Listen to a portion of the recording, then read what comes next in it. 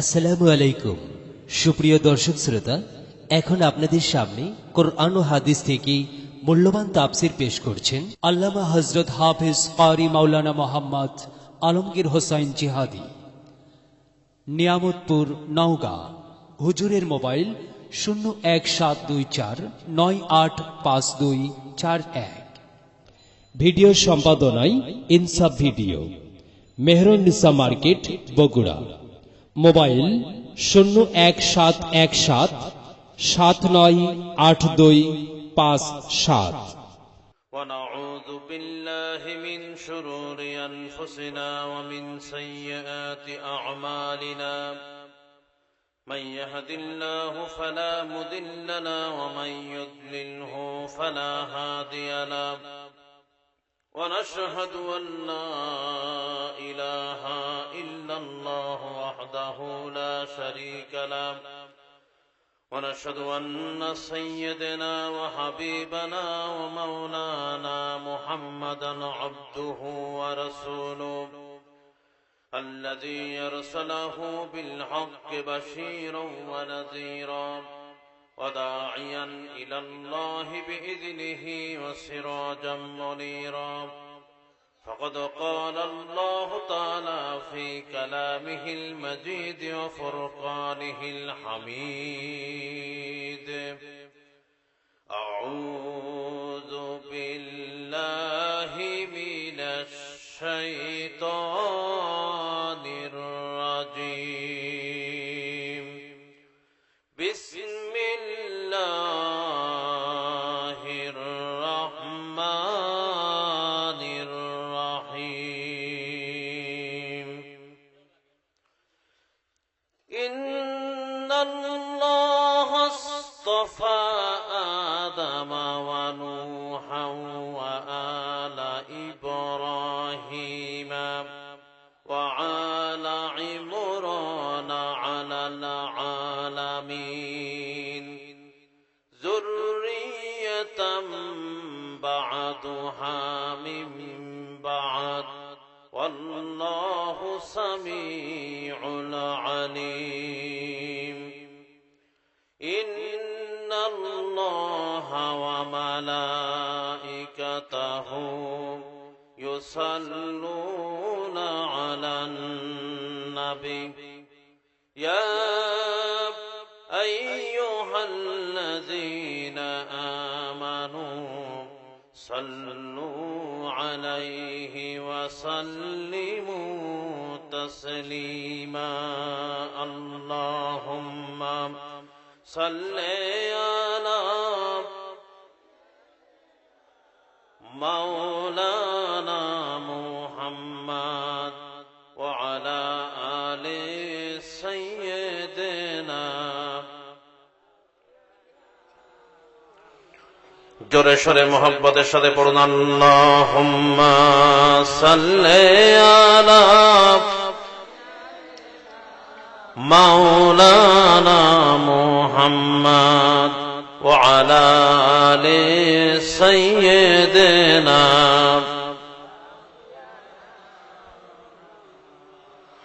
বালাগাল উলা বিকামালিহি كشفت الدجى بجماله، حسنت جميع خصاله، صلوا عليه. محمد مصطفى تم ہی حبیب پاک دابر ہو، شفیع آشیا مشکل کشائے روز محشر ہو. بلغ العلا بکمالہ کشف الدجى بجمالہ، حسنت جمیع خصالہ، صلوا علیہ. مجھے کچھ ملے یا نہ ملے، محمد ملے، یعنی وہ شیء جس سے اللہ ملے. بلغ العلا بکمالہ کشف الدجى بجمالہ، حسنت جميع خصاله صلوا عليه وآله اللهم آمين ربنا ظلمنا أنفسنا وإن لم تغفر لنا وترحمنا لنكونن من الخاسرين رب العالمين আজকের এই জায়গায় এই সবাই টিটিহর ঈদগাহ ময়দান তাফসীর মাহফিল কর্তৃক আয়োজিত আয় আল্লাহ তাআলা একদিন ব্যাপী ঐতিহাসিক তাফসীরুল কোরআন মাহফিলে আমরা কয়েকবার দুরূদ সালাম পড়ে তোমার দরবারে হাত তুলেছি মেহেরবানি করে দুরূদ ও সালাম টুকুন সোনার মদিনায় নবী পাকের রওজা মুবারকে পৌঁছিয়ে দাও तमाम পৃথিবীর মাটির নিচে যত মুমিন মুমিনাত শুয়ে আছেন তাদের আরওয়ার পরে সওয়াব পৌঁছিয়ে দাও রব্বুল আলামিন এই মাহফিলের আয়োজন যারা করেছেন আর শোনার জন্য যারা এসেছেন কিয়ামতের দিন মুসিবতের সময় এই মাহফিল আমাদের সকলের জন্য নাজাতের জারিয়া বানিয়ে দিও আল্লাহ রব্বুল আলামিন পূর্ণ কোরআনে কারীমের মাহফিল আল্লাহ তুমি তোমার কুদরতি নিজাম দিয়ে তুমি গায়েবে মদদ দিয়ে মাহফিলকে পরিচালিত করে দিও আল্লাহ या रब करम तू अगर करे ओ बात दे जुबा को जो दिल पर नसर करे रब्बना तकब्बल मिन्ना इन्नका अंतस समीउल अलीम व तुब अलैना इन्नका अंतत तव्वाबुर रहीम सुबहान रब्बिका रब्बिल इज्जति अम्मा यसिफून व सलामुन अलल मुरसलीन अल्हम्दुलिल्लाहि रब्बिल आलमीन मोहतरम जनाब सदर हजारात उलामा इकराम सम्मानित सुधी मंडली उपस्थित आमार दिनदार ईमानदार मुसलमान भाइरा पर्दार आड़ालेर मा एवं बोनेरा सुप्रिय सांबादिक बंधुगण आमी सकलेर उद्देश्ये सालाम पेश करछि अस्सलामु आलाइकुम व रहमतुल्लाहि व बाराकातुहु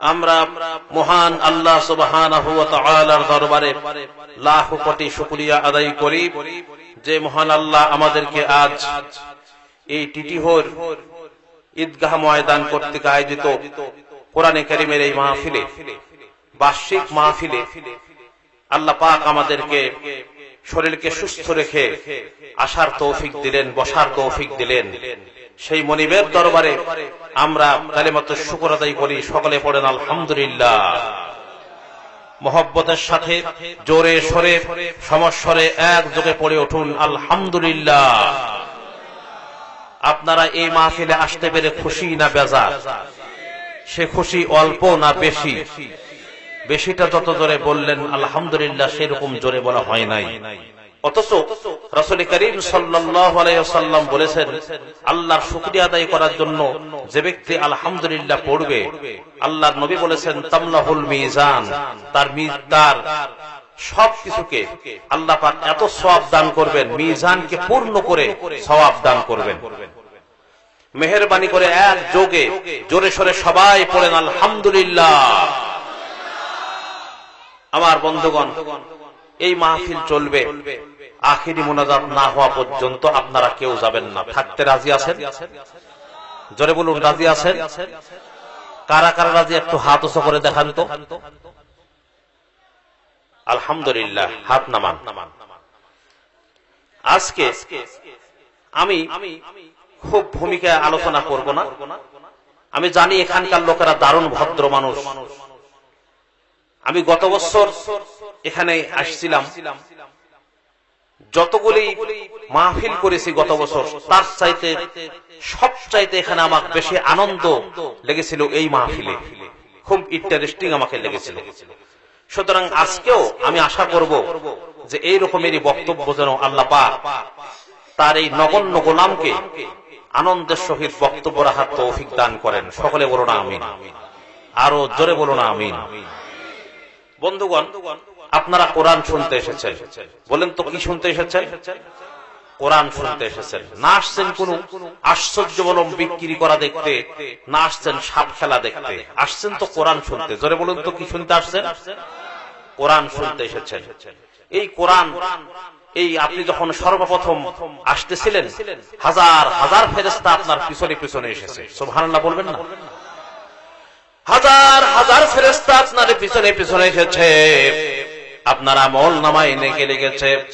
রাসূলুল্লাহ বলছেন, বান্দারা যখন কোরআন শোনার জন্য, আল্লাহর জিকিরের জন্য, কোরআনের জন্য যখন মাহফিলে বসে যায়, আল্লাহর রহমতের ফেরেশতারা মাহফিলের চতুর্দিকে তারা ঘিরে দাঁড়িয়ে যায় আকাশ পর্যন্ত। এই মাহফিল ঘিরে আছে ফেরেশতা দিয়া, কি দিয়া? কার কথা? আল্লাহ রাসূলের কথা। ফেরেশতা দিয়ে গোটা মাহফিল ঘেরা হয়ে আছে, আকাশ পর্যন্ত তারা দাঁড়িয়ে আছে। ফেরেশতারা বলতে থাকে, রব্বুল আলামিন, তোমার বান্দারা যতক্ষণ রাস্তায় ছিল ততক্ষণ পর্যন্ত ওদের নেকে লেগেছি, এখন মাহফিলে বসে গেছে, এখন কি করি?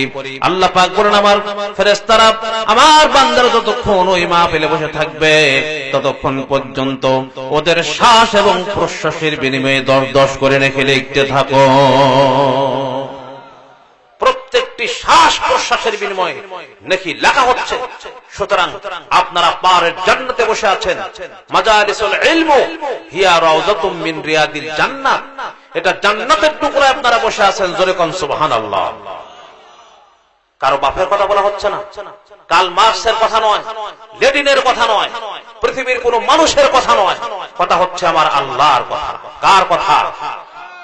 আর হচ্ছে তার হাবিব বিশ্ব নবী জনাবে মুহাম্মদ রাসূলুল্লাহ সাল্লাল্লাহু আলাইহি ওয়াসাল্লামের কথা। আমার বন্ধুগণ, সুতরাং আসুন, আমি ভূমিকা আলোচনা করব না, সরাসরি আমি আমার আলোচনায় হাত দিতে চাই। তবে আমি তো আলোচনা করতে পারবো না আল্লাহ যদি আমাকে তৌফিক না দান করেন। আমা তৌফিকি ইল্লা বিল্লাহ। ক্বালু সুবহানাকা লা ইলমা লানা ইল্লা মা আল্লামতানা আলাইহি তাওয়াক্কালতু ওয়া ইলাইহি উনীব। মনিব যদি মেহেরবানি করে কিছু বলান তাহলেই বলতে পারবো, তা না হলে আমার ঝুলি তো একেবারেই খালি। আমি যে কি তা তো আমি নিজেই বুঝি। সুতরাং ঝুলি একেবারেই খালি। আপনারা দোয়া করুন তার এই নগণ্য গোলামকে যেই ধরনের কোরআন এবং হাদিস অনুযায়ী কথা বললে আমরা উপকৃত হব, সেই ধরনের কথা বলার তৌফিক যেন আল্লাহ পাক দান করেন। সকলে বলুন আমিন, আরো জোরে বলুন আমিন। আসুন আমরা শয়তানের ওয়াসওয়াসা থেকে আরেকবার পানাহ চেয়ে নিই, যাতে করে শয়তান মারাত্মক চিজ যদি ওয়াসওয়াসা দিতে শুরু করে আপনাকে টেস্ট লাগবে না। অতএব বন্দুক দিয়ে সবাই যদি আপনার বন্দুক নিয়ে দাঁড়িয়ে থাকেন শয়তানকে গুলি করার জন্য, বলুন তো পারা যাবে? পারা যাবে না। অতএব শয়তানের ওয়াসওয়াসা থেকে আমরা পানাহ চেয়ে নিই, যাতে করে এখানে শয়তান না থাকে। আসুন আমার সাথে সকলে পড়ুন, আউযু বিল্লাহি মিনাশ শাইতানির রাজীম, বিসমিল্লাহির রহমানির রহিম। বিতাড়িত মরদুদ শয়তানের ওয়াসওয়াসা থেকে পানাহ চাই পরম করুণাময় আল্লাহ রাব্বুল আলামিনের নামে শুরু করছি। সূরা আলী ইমরান আল্লাহ পাক বলছেন, ইন্নাল্লাহা আসতাফা আদামা ওয়া নূহা ওয়া আলা ইব্রাহিমা ওয়া আলা ইমরান আলাল আলামিন যুররিয়াতাম বা'দুহা মিন বা'দ আল্লাহু সামিউল আলিম। সাদাকাল্লাহুল আযীম। আল্লাহ রাব্বুল আলামিন বলছেন, ইন্নাল্লাহা আসতাফা আদামা, নিশ্চয়ই হযরত আদম আলাইহিস সালামকে, ওয়া নূহা এবং নূহ আলাইহিস সালামকে, ওয়া আলা ইব্রাহিমা এবং ইব্রাহিম আলাইহিস সালামকে, ওয়া আলা ইমরান আলাল আলামিন এবং ইমরানকে আমি সৃষ্টি করেছি বিশ্ববাসীর জন্য। যুররিয়াতাম বা'দুহা মিন বা'দ, এবং এরা হচ্ছে পরস্পর পরস্পরের বংশধর এবং সন্তান। আল্লাহু সামিউল আলিম, আর আল্লাহ রাব্বুল আলামিন তিনি এদের সকলকে সৃষ্টি করেছেন, সুতরাং তিনি হচ্ছেন সর্বশ্রোতা এবং সর্বজ্ঞানী। এ হলো আয়াতগুলির শাব্দিক তরজমা। এখন আসুন আমরা ব্যাখ্যার দিকে এগিয়ে যাই। এখানে আল্লাহ পাক বলছেন তিনি এদের সকলকে সৃষ্টি করেছেন, শুধু এদেরকে না, এই পৃথিবীকে আল্লাহ সৃষ্টি করেছেন। পৃথিবীর স্রষ্টাকে সন্দেহ নাই তো? তাহলে জোরে সরে বলুন, পৃথিবীর স্রষ্টাকে আল্লাহ রাব্বুল আলামিন। তিনি এই পৃথিবীকে সৃষ্টি করেছেন এবং এই পৃথিবীকে তিনি সজ্জিত করেছেন। ইমরান সম্পর্কে কোন কোন মুফাসসির বলেছেন যে তিনি নবী, আবার কেউ বলেছেন যে তিনি নবী নন। কিন্তু নবী না হলেও তার ওঠা বসা, তার চলাফেরা সবটাই ছিল নবীদের মতোই। আর ইসলাম প্রচারের জন্য তিনি ছিলেন এক মহান নায়ক এবং তার এত সুন্দর চরিত্র ছিল যে তার চরিত্রের দিকে আকৃষ্ট হয়ে সেই সময় বনি ইসরায়েলরা তাকে বাইতুল মুকাদ্দাসের প্রধান ইমাম হিসাবে তাকে নিযুক্ত করেছিলেন। জোরে কোন সুবহানাল্লাহ। আমার বন্ধুগণ, তার স্ত্রী ছিলেন একজন নেককারিনী মহিলা। তার স্ত্রীর নাম হচ্ছে হযরতে হান্না বিনতে ফাকুস। সংক্ষেপে তার নাম হলো হান্না। জোরে বলুন কি নাম? একটু সকলে বলুন কি নাম? হান্না। এক পর্যায়ে জানা গেছে তিনি ছিলেন হযরতে ইউনূস আলাইহিস সালামের বংশধর। আমার বন্ধুগণ, তাদের সংসারে টাকা পয়সা, ধন দৌলত কোন জিনিসের অভাব ছিল না। শুধুমাত্র একটি জিনিসের অভাব, সেটা হচ্ছে তাদের সন্তান ছিল না। তারা ছিলেন নিঃসন্তান। এখন বলেন তো, একটা সংসারের ভিতরে টাকা পয়সা, ধন দৌলত যতই থাকুক না কেন, কিন্তু একটা সন্তান যদি না থাকে, বলুন তো ওই সংসারে কি সুখ আসে? জোরে বলুন, আসে? মানুষ সুখের আশায় সন্তান চায়। কচি ডাকের মা ডাক শুনবে, এই মা ডাকটা শুনতে না পারলে কলিজাটা মরুভূমি হয়ে যায়। সেই জন্য কত ডাক্তার কবিরাজের কাছে যায়, কত টাকা পয়সা খরচ করে একটি মা ডাক শোনার জন্য। আমার বন্ধুগণ, হযরতে ইমরান দম্পতি তারা অনেক চেষ্টা করেছেন, আল্লাহর কাছে ফরিয়াদ করেছেন, কিছুতেই কোনো কাজ হয় নাই। একদিন তারা স্বামী স্ত্রী দুইজনে গাছের একটি ছায়ায় বসে আরাম করতেছিলেন। হঠাৎ করে হযরতে হান্না লক্ষ্য করে দেখলেন যে গাছের ডালে ছোট্ট ছোট্ট পাখি তার বাচ্চাদেরকে বড় আদর করে খাওয়াচ্ছে। তখন হযরতে হান্নার মনটা দারুণ খারাপ হয়ে গেল।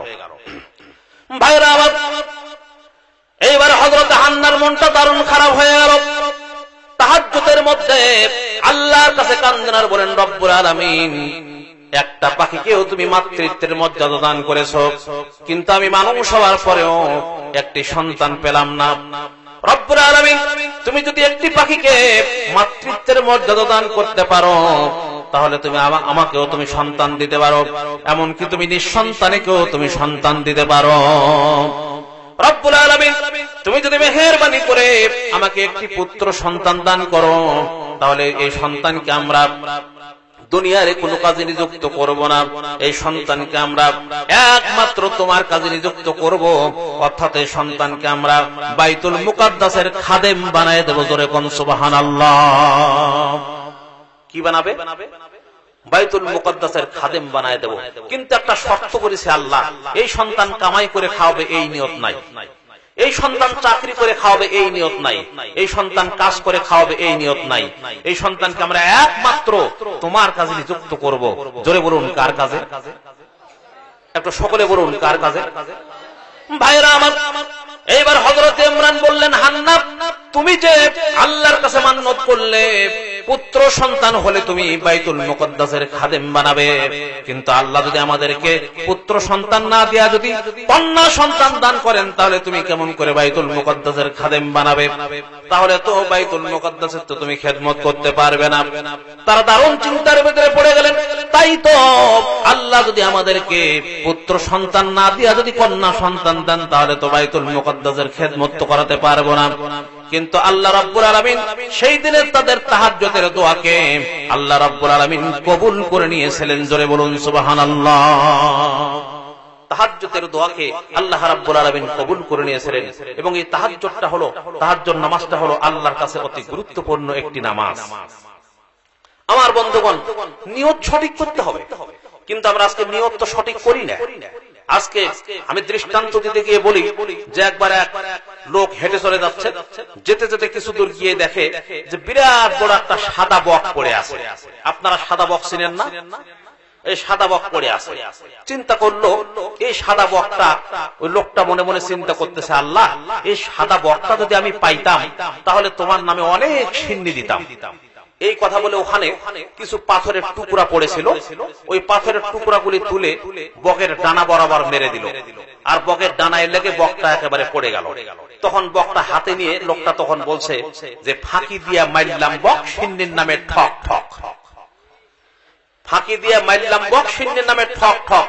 যখনই এই কথা বলেছে আর অমনি বকটা হাত থেকে একেবারে উড়াল মেরে দিয়েছে। লোকটি তখন বলছে, হায় হায় রে আল্লাহ, ইয়ার কেউ বুঝলো না। এই রকমের তো অবস্থা। সুতরাং নিয়ত সঠিক করতে হবে। ভাইরা আমার, এইবার হযরত হান্নাব বুঝতে পারলেন যে তাদের দোয়া আল্লাহ রাব্বুল আলামিন কবুল করে নিয়েছেন। আমার বন্ধুগণ, এবার আল্লাহর কাছে তারা কি দোয়া করলেন আল্লাহ রাব্বুল আলামিন কোরআনে কারীমের মধ্যে বলেন, ওয়া ইয ক্বালাত ইমরাআতু ইমরান রাব্বি ইন্নী নাযারতু লাকা মা ফি বাতনি মুহাররারান ফাতাকাব্বাল মিন্নী ইন্নাকা আনতাস সামিউল আলিম। আল্লাহ রাব্বুল আলামিন বলেন, হযরত হান্না বলেন, রব্বুল আলামিন নিশ্চয়ই আমি একমাত্র উৎসর্গ করলাম তোমার উপরে আমার গর্ভে যে সন্তানটি আছে, এই সন্তানটি আমি একমাত্র উৎসর্গ করলাম তোমার উপরে। মুহাররান, স্বাধীনভাবে ছেড়ে দিলাম। এই সন্তানকে আমরা দুনিয়ার কোনো কাজে নিযুক্ত করব না। সুতরাং ফাতাকাব্বাল মিন্নী ইন্নাকা আনতাস সামিউল আলিম। রব্বুল আলামিন তুমি মেহেরবানি করে আমার এই মান্যতকে তুমি কবুল করে নাও, যেহেতু তুমি সবকিছুই শোনো এবং তুমি সবকিছুই দেখো। সবকিছুই কে শোনেন? একটু সকালে বলেন, সবকিছুই কে শোনেন? সবকিছুই কে দেখেন? আল্লাহ রাব্বুল আলামিন কোরআনে কারীমের মধ্যে বলেন, ওয়া ইয়ালামু মা ফিল বাররি ওয়াল বাহরি বিমা তাসকুতু মিন ওয়ারাকাতিন ইল্লা ইয়ালামুহা। সমুদ্রের স্থলভাগে কি হয়, নদীর অতল তলদেশে কি হয়, আল্লাহ পাক বলেন কেউ জানে না, একমাত্র আমি জানি। এমনকি এই পৃথিবীতে যদি কোনো একটি গাছের পাতা যদি খসে পড়ে যায়, তাহলে কোন গাছের কোন পাতাটি পড়েছে পড়ার আগেই আমি রব্বুল আলামিনের কাছে তার খবর হয়ে যায়। তিনি লাতীফ, তিনি খবীর, এবং তিনি হচ্ছেন সূক্ষ্মদর্শী, এবং তিনি হচ্ছেন আলিমুম বিযাতিস সুদূর। জোরে কোন সুবহানাল্লাহ। আমার বন্ধুগণ, এই কথাটা আল্লাহ রাব্বুল আলামিন সুন্দর করে অন্যত্র আয়াতের মধ্যে আবার বলেন, মা ইয়াকুনু মিন নাজওয়া সালাসাতিন ইল্লা হুয়া রাবিউহুম ওয়ালা খামসাতিন ইল্লা হুয়া সাদিসুহুম ওয়ালা আদনা মিন যালিকা ওয়ালা আকসারা ইল্লা হুয়া মাআহুম আইনামা কানু।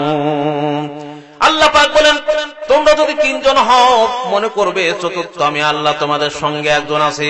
তোমরা যদি চারজন হও মনে করবে পঞ্চম আমি আল্লাহ তোমাদের সঙ্গে আছি। তোমরা যদি পঞ্চম হও মনে করবে ষষ্ঠ আমি আল্লাহ তোমাদের সঙ্গে একজন আছি।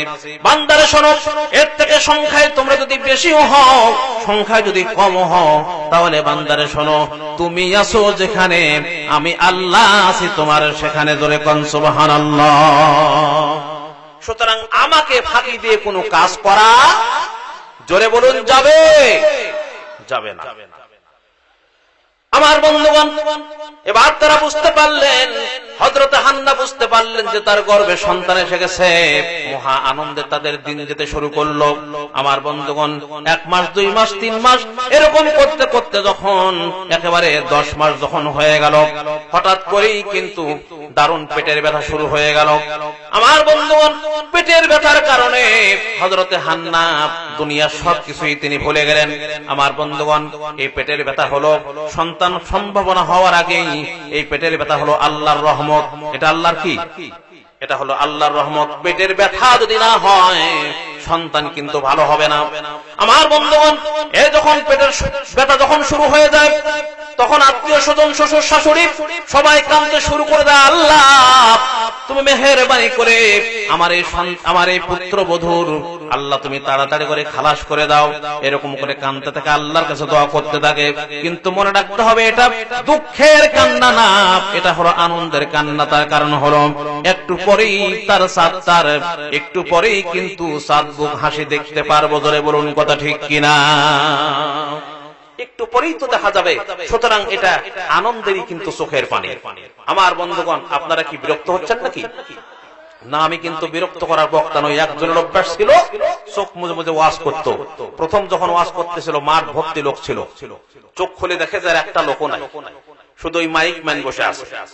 মৌলভী সাহেব বলছে এলাকার লোকেরা এমন মুনাফিক, আমার এখানে চলে গেল, তুমি খাঁটি মুসলমান যে এখানে বসে আছো। মাইক ম্যান বলছে হুজুর আমি খাঁটি মুসলমান কিনা আমি জানি না, আমি হচ্ছে মাইক ম্যান, আপনি মাইকও ছাড়ছেন না, আমিও যেতে পারছি না। এইরকম একটা অবস্থা।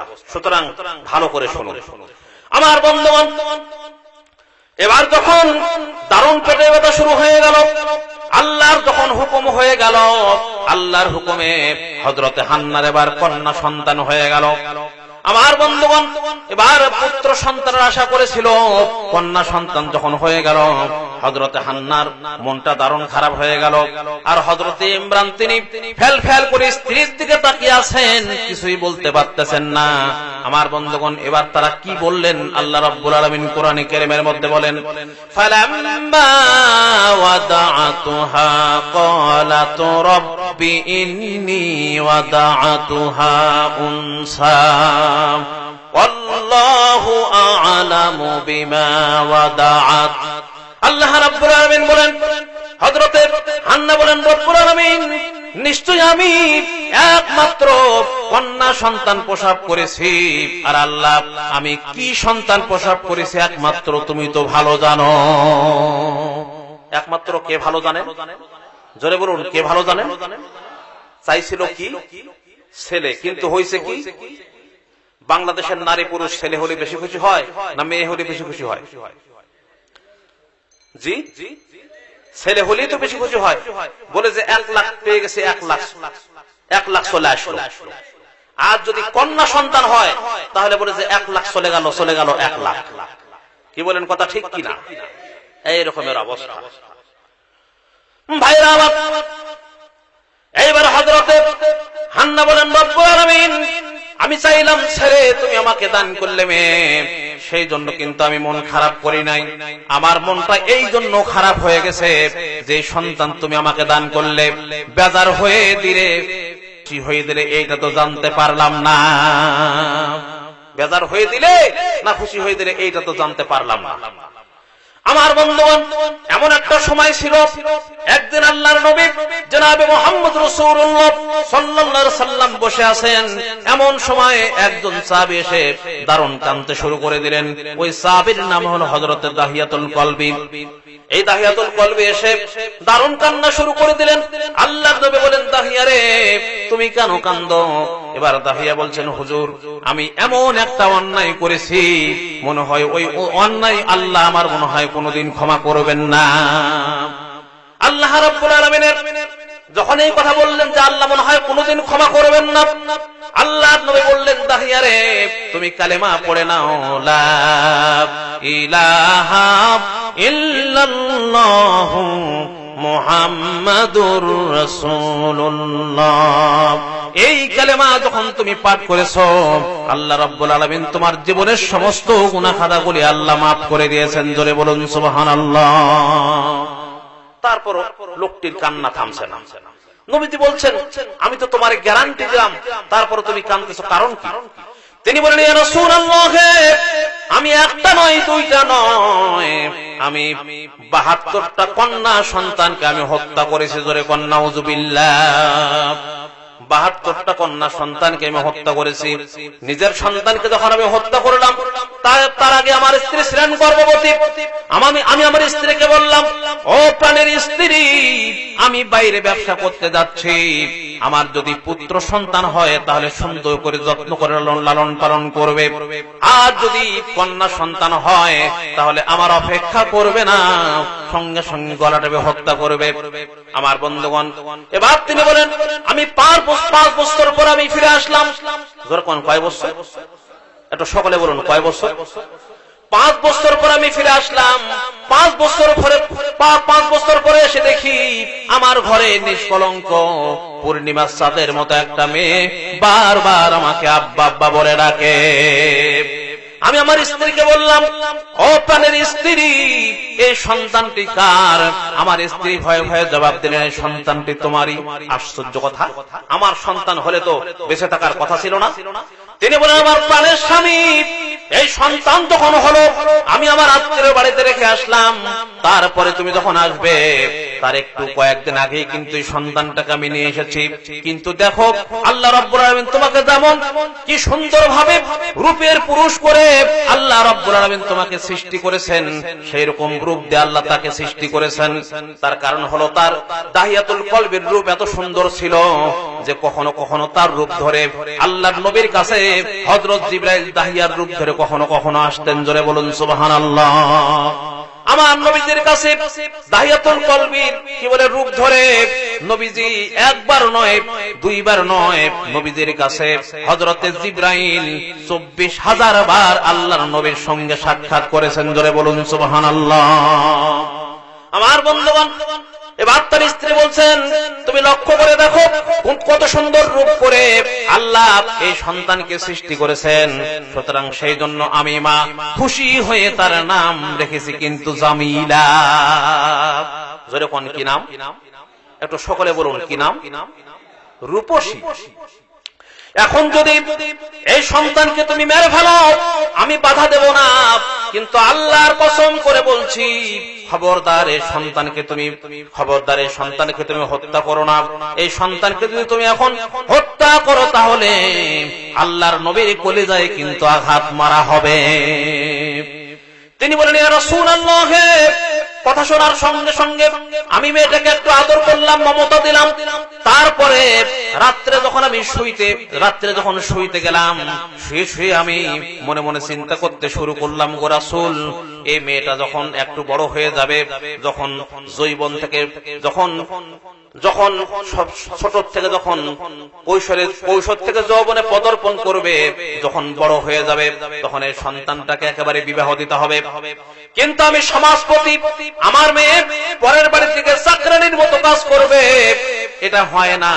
তার আগেই মেরে ফেলা আমার জন্য কিন্তু অনেক ভালো।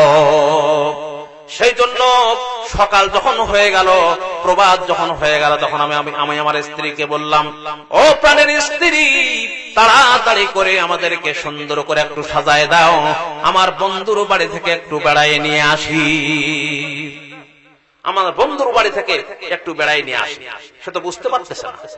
আমার ভাইয়েরা, এবার সঙ্গে সঙ্গে যখন শেষ বছর করাই দিল,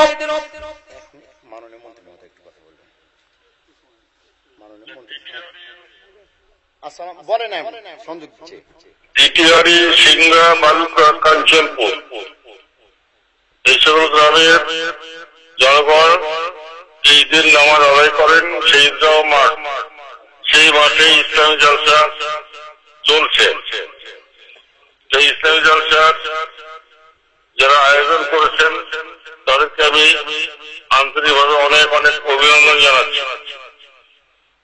আজকে ইসলামী জলসার আয়োজন করার কারণে আজকে এখানে বহু সমাবেশ হয়েছে, মুসল্লি ভাই বোনদের, ছেলে মেয়েদের। আজকের অনুষ্ঠানের সভাপতি গিয়াসউদ্দিন তামাইক ভাই, সাবেক চেয়ারম্যান প্রণতি আমাকে আপনার করেছেন, কিন্তু আমাকে বলাও হয়েছে সেদিন গাজীপুর নিজেও বলে গেছে আমাকে আপনাদের পক্ষে দাওয়াত করেছে, দাওয়াত কার্ড আমার কাছে দিচ্ছেন। তো আমি যেতে পারিনি, সেজন্য আমি দুঃখিত। ব্যস্ত আছি ঢাকায়, এই মোবাইল ফোনে কথা বলছি, এর সুযোগ আপনারা আমাকে দিচ্ছেন কথা বলার জন্য।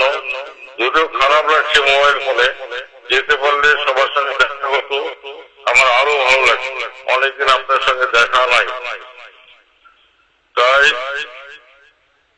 প্রিয় সভাপতি গিয়াসউদ্দিন তামাইক সাহেবের মাধ্যমে আপনাদের সবাইকে আন্তরিকভাবে সালাম জানাচ্ছি। আসসালামু আলাইকুম রহমতুল্লাহি ওয়া বারাকাতুহু। ওয়ালাইকুম আসসালাম ওয়া রাহমাতুল্লাহি ওয়া বারাকাতুহু। আজকের অনুষ্ঠানে প্রধান বক্তা হিসেবে আছেন হাফেজ মাওলানা আলমগীর হোসেন সাহেব। আরো অনেক আলেম মোলামাগণ আছেন। আমি যেতে পারলে তাদের ভালো ভালো বক্তব্য আমি শুনতে পারতাম। হাদিস কোরআন শরীফের আলোচনা, সে সুযোগ আমার হল না, আমি যেতে পারলাম না। তো যাই হোক, আরো যারা উপস্থিত আছেন আমার দলীয় নেতৃবৃন্দ, তার মধ্যে মোটামুটি রাজিবুর রহমান সাহেব আছেন, আব্দুল সত্তার মেম্বার সাহেব আছেন, চাম্পা আছে, হয়তো আরো অনেকে আছে। তারা যে গভীর আজ পর্যন্ত আমার এলাকার জনগণ তারা ঈদগাহ মাঠে উন্নয়ন কলেজ ইসলামী জালসা করছে, সেইখানে যে উপস্থিত হয়েছেন এবং এখন তো গভীর আজ পর্যন্ত আপনারা উপস্থিত আছেন, সেজন্য আমি আপনাদেরকে সভাপতি সাহেবের মাধ্যমে অনেক অনেক ধন্যবাদ জানাই এবং অভিনন্দন জানাই। আপনাদের মনোভাব এইভাবেই হোক, জনগণকে নিয়ে সমাজ, জনগণকে নিয়ে রাষ্ট্র, জনগণকে নিয়ে রাজনীতি, জনগণকে নিয়ে ধর্ম। তাই আপনারা সঠিক নেতৃত্ব দেওয়ার কারণে এক গভীর রাত পর্যন্ত আপনারা সাধারণ মানুষের মাঝে না আছেন। এতে সাধারণ জনগণ যারা জোরে জিকির করেন লা ইলাহা, জোরে পড়ুন লা ইলাহা লা ইলাহা লা ইলাহা ইল্লাল্লাহ মুহাম্মাদুর রাসূলুল্লাহ। জোরে বলুন সাল্লাল্লাহু আলাইহি ওয়াসাল্লাম। বন্ধুগণ, কথার মাধ্যমে কথা আসলে পয়েন্ট কিন্তু শেষ হয়ে যায়। যাই হোক, আমি চেষ্টা করব আমার মূল পয়েন্টে ফিরে আসার জন্য। চলুন সেই পয়েন্টের দিকে যাই, ব্যাক টু দা পয়েন্ট। ভাইরা আমার, এইবার হযরতে দাহিয়াতুল কলবি বলেন, ইয়া রাসূলুল্লাহ, আমি আমার স্ত্রীকে বললাম, সকাল যখন হয়ে গেল, ও আমার প্রাণের স্ত্রী, তাড়াতাড়ি করে আমার মেয়েটাকে সুন্দর করে একটু গোসল করায় দাও, সুন্দর করে সাজায় দাও, আমি আমার বন্ধুর বাড়ি থেকে একটু বেড়ায় নিয়ে আসি। আমার বন্ধুগণ এবার শেষ গোসল করায় দিলেন।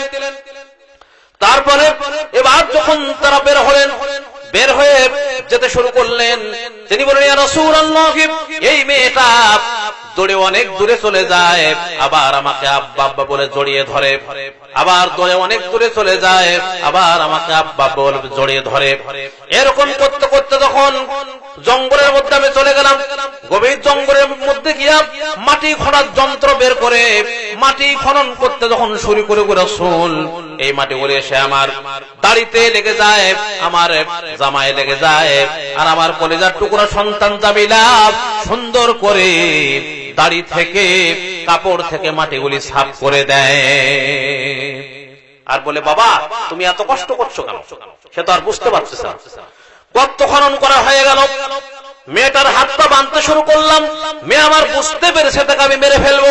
মেয়েটি বারবার বলছে, বাবা আমাকে মেরো না, আমি তোমাকে বাবা বলে শরম দেব না, আমাকে মেরো না, আমি তোমাকে বাবা বলে শরম দেব না। আমার বন্ধুগণ, আমার কমলটি দল করল না। তিনি বলেন, ইয়া রাসূলুল্লাহ, ধাক্কা মেরে আমি এবার ধাক্কা মারি তাকে একেবারে কূপের মধ্যে ফেলে দিলাম।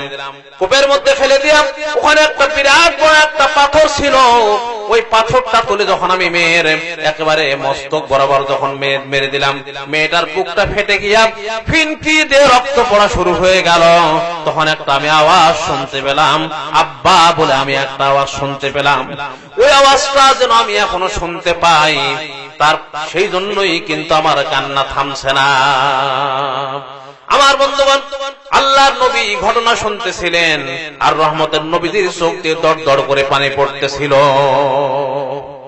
এমন একটা আইয়ামে জাহিলিয়াতের এমন একটা যুগ ছিল, ৩-৪ জন বসে আছে, এমন সময় খবর আসলো, ওয়াইদা বুশরা আহাদুহুম বিল উনসা, তোমার একটা কন্যা সন্তান হয়েছে, জাল্লা ওয়াজহুহু মুসওয়াদ্দা, মুখটা তার কালো হয়ে যেত, ওয়া হুয়া কাযীব, ৩-৪ জনের মাঝ থেকে উঠে গিয়ে একেবারে জীবিত মেয়েটাকে একেবারে কবর দিয়ে দিত।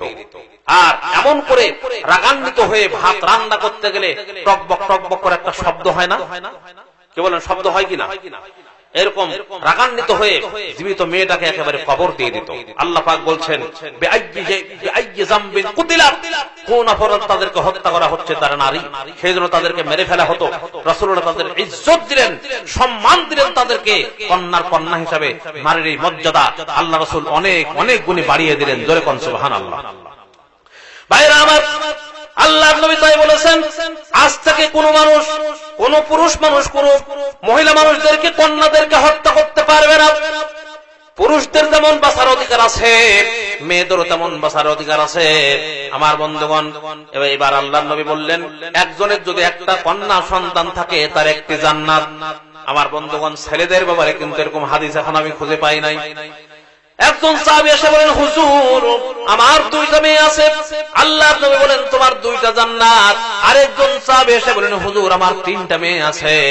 আল্লাহর নবী বলেন, শোনো, এই তিনটি কন্যা সন্তানকে যদি সে আদব শিক্ষা দিতে পারে, ইসলামী শরীয়ত অনুযায়ী শিক্ষা দিতে পারে, আর সৎপাত্র যদি করতে পারে, তাহলে ওই কন্যার পিতা আর আমি মুহাম্মদ সাল্লাল্লাহু আলাইহি ওয়াসাল্লাম জান্নাতের ভিতরে পাশাপাশি অবস্থান করব।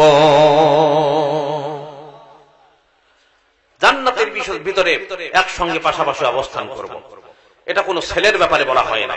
ভাইরা আমার, নবীজি বলেছেন, কন্যার পিতাদেরকে গালি দিও না।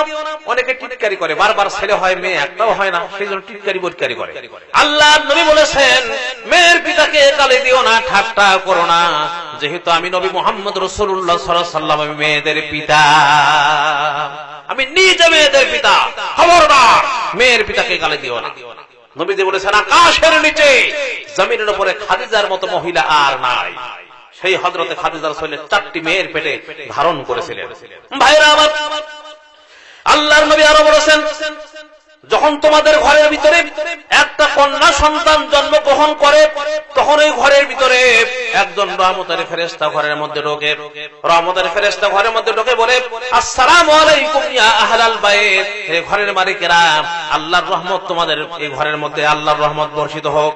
এই কথা বলে ওই কন্যার মাথার উপরে হাত বুলায়, কন্যার মাথার উপরে হাত বুলায়, আর বলতে থাকে, এই কন্যা সন্তানকে একটা দুর্বল শরীর থেকে বেরিয়ে এসেছে, এও একটা দুর্বল দেহ, একে লালন পালন করবে, দয়া দিবে, স্নেহ দিবে, আল্লাহ রাব্বুল আলামিনের সাহায্য কিয়ামত পর্যন্ত তার সাথে থাকবে।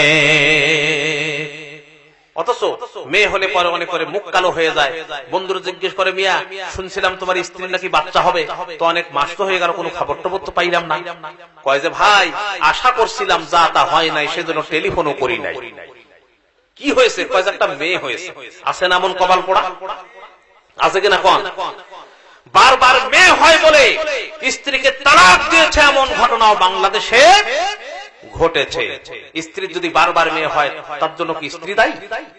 যদি স্ত্রী দায়ী হয়, তাহলে তুমি স্বামী, তুমি তুলসী, দুধের দোয়া তুলসী পাতা হলি কি করে? তুমিও তো দায়ী তার জন্য। আসলে ছেলে হওয়ার জন্য, মেয়ে হওয়ার জন্য কেউ দায়ী না। এই কোরআনে কারিমে রব্বুল আলামিন বলেন, আমি যাকে খুশি শুধু ছেলে দেই, যাকে খুশি শুধু মেয়ে দেই, যাকে খুশি তাকে ছেলেও দেই, মেয়েও দেই, আবার যাকে খুশি আমি কিছুই দেই না। ইন্নাল্লাহা আলা কুল্লি শাইইন কাদির। সব জিনিসের উপরে কুদরত কে রাখেন? আল্লাহ। জোরে বলুন, কে রাখেন? আল্লাহ রাব্বুল আলামিন কুদরত রাখেন। চলুন সেই পয়েন্টের দিকে যাই, ব্যাক টু দা পয়েন্ট। ভাইরা আমার, এইবার হযরত হান্না বলেন, রব্বুল আলামিন, আমি চাইলাম ছেলে, তুমি আমাকে দান করলে মেয়ে, সেই জন্য কিন্তু আমি মন খারাপ করি নাই। আমার মনটা এই জন্য খারাপ হয়ে গেছে যে তুমি সন্তান আমাকে দান করলে, বেজার হয়ে দিলে, না খুশি হয়ে দিলে, এইটা তো জানতে পারলাম না। বেজার হয়ে দিলে, না খুশি হয়ে দিলে, এইটা তো জানতে পারলাম না। আমার বন্ধুগণ, আল্লাহ রাব্বুল আলামিন আজ চুপ করে থাকতে পারলেন না। সঙ্গে সঙ্গে ইমরান দম্পতিদের জবাব আল্লাহ রাব্বুল আলামিন কোরআনে কারীমের মধ্যে দিয়ে দিলেন। আল্লাহ পাক কোরআনে কারীমের মধ্যে বলেন, ওয়ালাইসাজ যাকারু কাল উনসা। ও ইমরান দম্পতি শোনো, তোমরা মনে করেছো এই পুত্র সন্তান কন্যা সন্তানের মতো, কন্যা সন্তানটা পুত্র সন্তানের মতো নয়, এটা তোমরা মনে করেছো। কিন্তু আমি আল্লাহ রাব্বুল আলামিন তোমরা যে সন্তান কামনা করেছিলে, এর চাইতে অতি উত্তম সন্তান তোমাদেরকে আমি দান করেছি।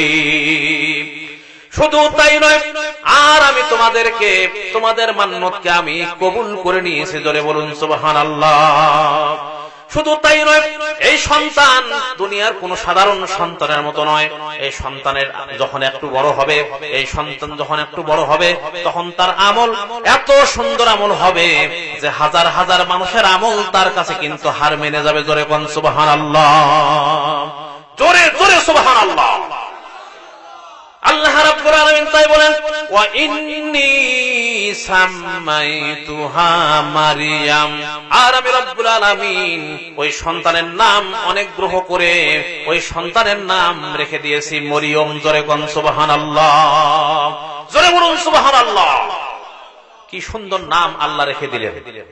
এই সাম্মাইতুহার ফাইল হলো, কোন কোন মুফাসসির বলেছেন যে এই মাটা কি বলে, এই নামটা তার মা রাখলেন, কিন্তু সমস্ত মুহাদ্দিসিন মুফাসসিরিন কেরামের একমত যে এই নামটা আল্লাহই রাখলেন এবং মায়েরও দারুণ পছন্দ হয়ে গেল।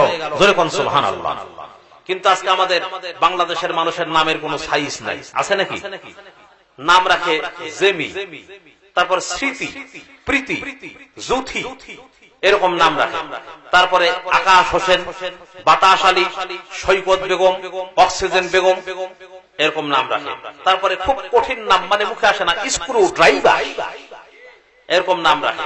তারপরে মেয়েদের নাম রাখে আপেল, আঙ্গুর, বেদানা, আছে না, ওঠে না, পড়ে না, যা একটা মনে আসে।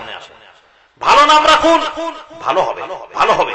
এই নামের কারণে আল্লাহ রাব্বুল আলামিন কিয়ামতের দিন জান্নাত দান করে দিবেন। জোরে কোন সুবহানাল্লাহ। ভালো নাম রাখতে হবে ভাইরা আমার। আল্লাহ রাব্বুল আলামিন কোরআনে কারীমের মধ্যে বলেন, এবার যখন আল্লাহ রাব্বুল আলামিন এই কথা বললেন, এবার হযরতে হান্না এবং ইমরান দারুণ খুশি হয়ে গেলেন, আল্লাহর দরবারে শুকরিয়া আদায় করলেন, আর বললেন আল্লাহ রাব্বুল আলামিন আমাদের দিকে মুখ তাকিয়ে সুন্দর করে চেয়ে দেখেছেন। এবার তারা আল্লাহর কাছে তাদের সন্তানের জন্য দোয়া করলেন। আল্লাহ রাব্বুল আলামিন কোরআনে কারীমের মধ্যে বলেন, ওয়া ইন্নী উঈদুহা বিকা ওয়া যুররিয়াতাহা মিনাশ শাইতানির রাজীম। রব্বুল আলামিন কন্যা সন্তান জন্মগ্রহণ করা তো খুব কঠিন। আল্লাহ আমার এই সন্তানকে মেহেরবানি করে তুমি সমস্ত বালা মুসিবতের হাত থেকে, সমস্ত শয়তানের ওয়াসওয়াসা থেকে, সমস্ত খারাপের হাত থেকে, সমস্ত সন্ত্রাসের হাত থেকে আল্লাহ তুমি দয়া করে মেহেরবানি করে আমার এই সন্তানকে তুমি হেফাজত করো। জোরে কোন সুবহানাল্লাহ। আল্লাহ রাব্বুল আলামিন মায়ের দোয়াকে কবুল করে নিলেন এবং মরিয়মকে আল্লাহ এত সতী সাধ্বী মহিলা বানিয়েছিলেন যে খ্রিস্টান জগতেও এখনো সুন্দরী সুন্দরী মহিলাদেরকে এখনো তাদেরকে মেরি করে তাদের নাম রাখা হয়, এখনো তাদের নাম মেরি করে তাদের নাম রাখে। আমার বন্ধুগণ, আল্লাহ রাব্বুল আলামিন কিয়ামতের দিন আল্লাহ রাব্বুল আলামিন ফেরেশতাদেরকে বলবেন, যাও মরিয়মকে ডাক দাও। একটা মরিয়মের কথা বলা হবে, কিন্তু হাজার হাজার মরিয়ম সেখানে কিন্তু উপস্থিত হয়ে যাবে। আল্লাহ পাক বলবেন, আমি তো সর্বপ্রথম বলেছিলাম ঈসা নবীর মা মরিয়ম, তার কথা বলেছিলাম, আর তোমরা এতগুলি কেন? এবার তারা বলবে, রব্বুল আলামিন তুমি তো সর্বপ্রথম ঈসা নবীর মা বলো নাই, খালি বলেছো মরিয়ম। এই জন্য আল্লাহ রাব্বুল আলামিন এই মরিয়মের নাম শুনে আমাদের পিতামাতারা নামকে পছন্দ করে আমাদের নাম রেখেছে মরিয়ম। সেই জন্য এই আসল মরিয়মের সঙ্গে আমরা হাজার হাজার মরিয়ম সব কিন্তু তার সঙ্গে হাজির হয়ে গেছি। আল্লাহ রাব্বুল আলামিন বলবেন, এই ঈসা নবীর মা মরিয়ম, যাও তুমি জান্নাতে চলে যাও। এবার সঙ্গে সঙ্গে হযরতে মরিয়ম বলবে, রব্বুল আলামিন আমার নামকে যারা এত সুন্দর করে ইজ্জত দিয়েছে, এত সম্মান করেছে, সেজন্য আমি একাই জান্নাতে যাব না, আমি তাদেরকে না নিয়ে কিন্তু আমি একাই জান্নাতে যাব না। আল্লাহ রাব্বুল আলামিন বলবেন, যাও যাও, তাকে সকলকে নিয়ে একসঙ্গে তুমি জান্নাতে চলে যাও। জোরে বলুন সুবহানাল্লাহ, জোরে বলুন সুবহানাল্লাহ। এখন মনে করতে পারেন নামাজ রোজা না করলেও চলবে, তারপরে ওয়াজ নসিহত না শুনলেও চলবে, এরকম নয়। উল্টা ট্রিটমেন্ট করবেন না।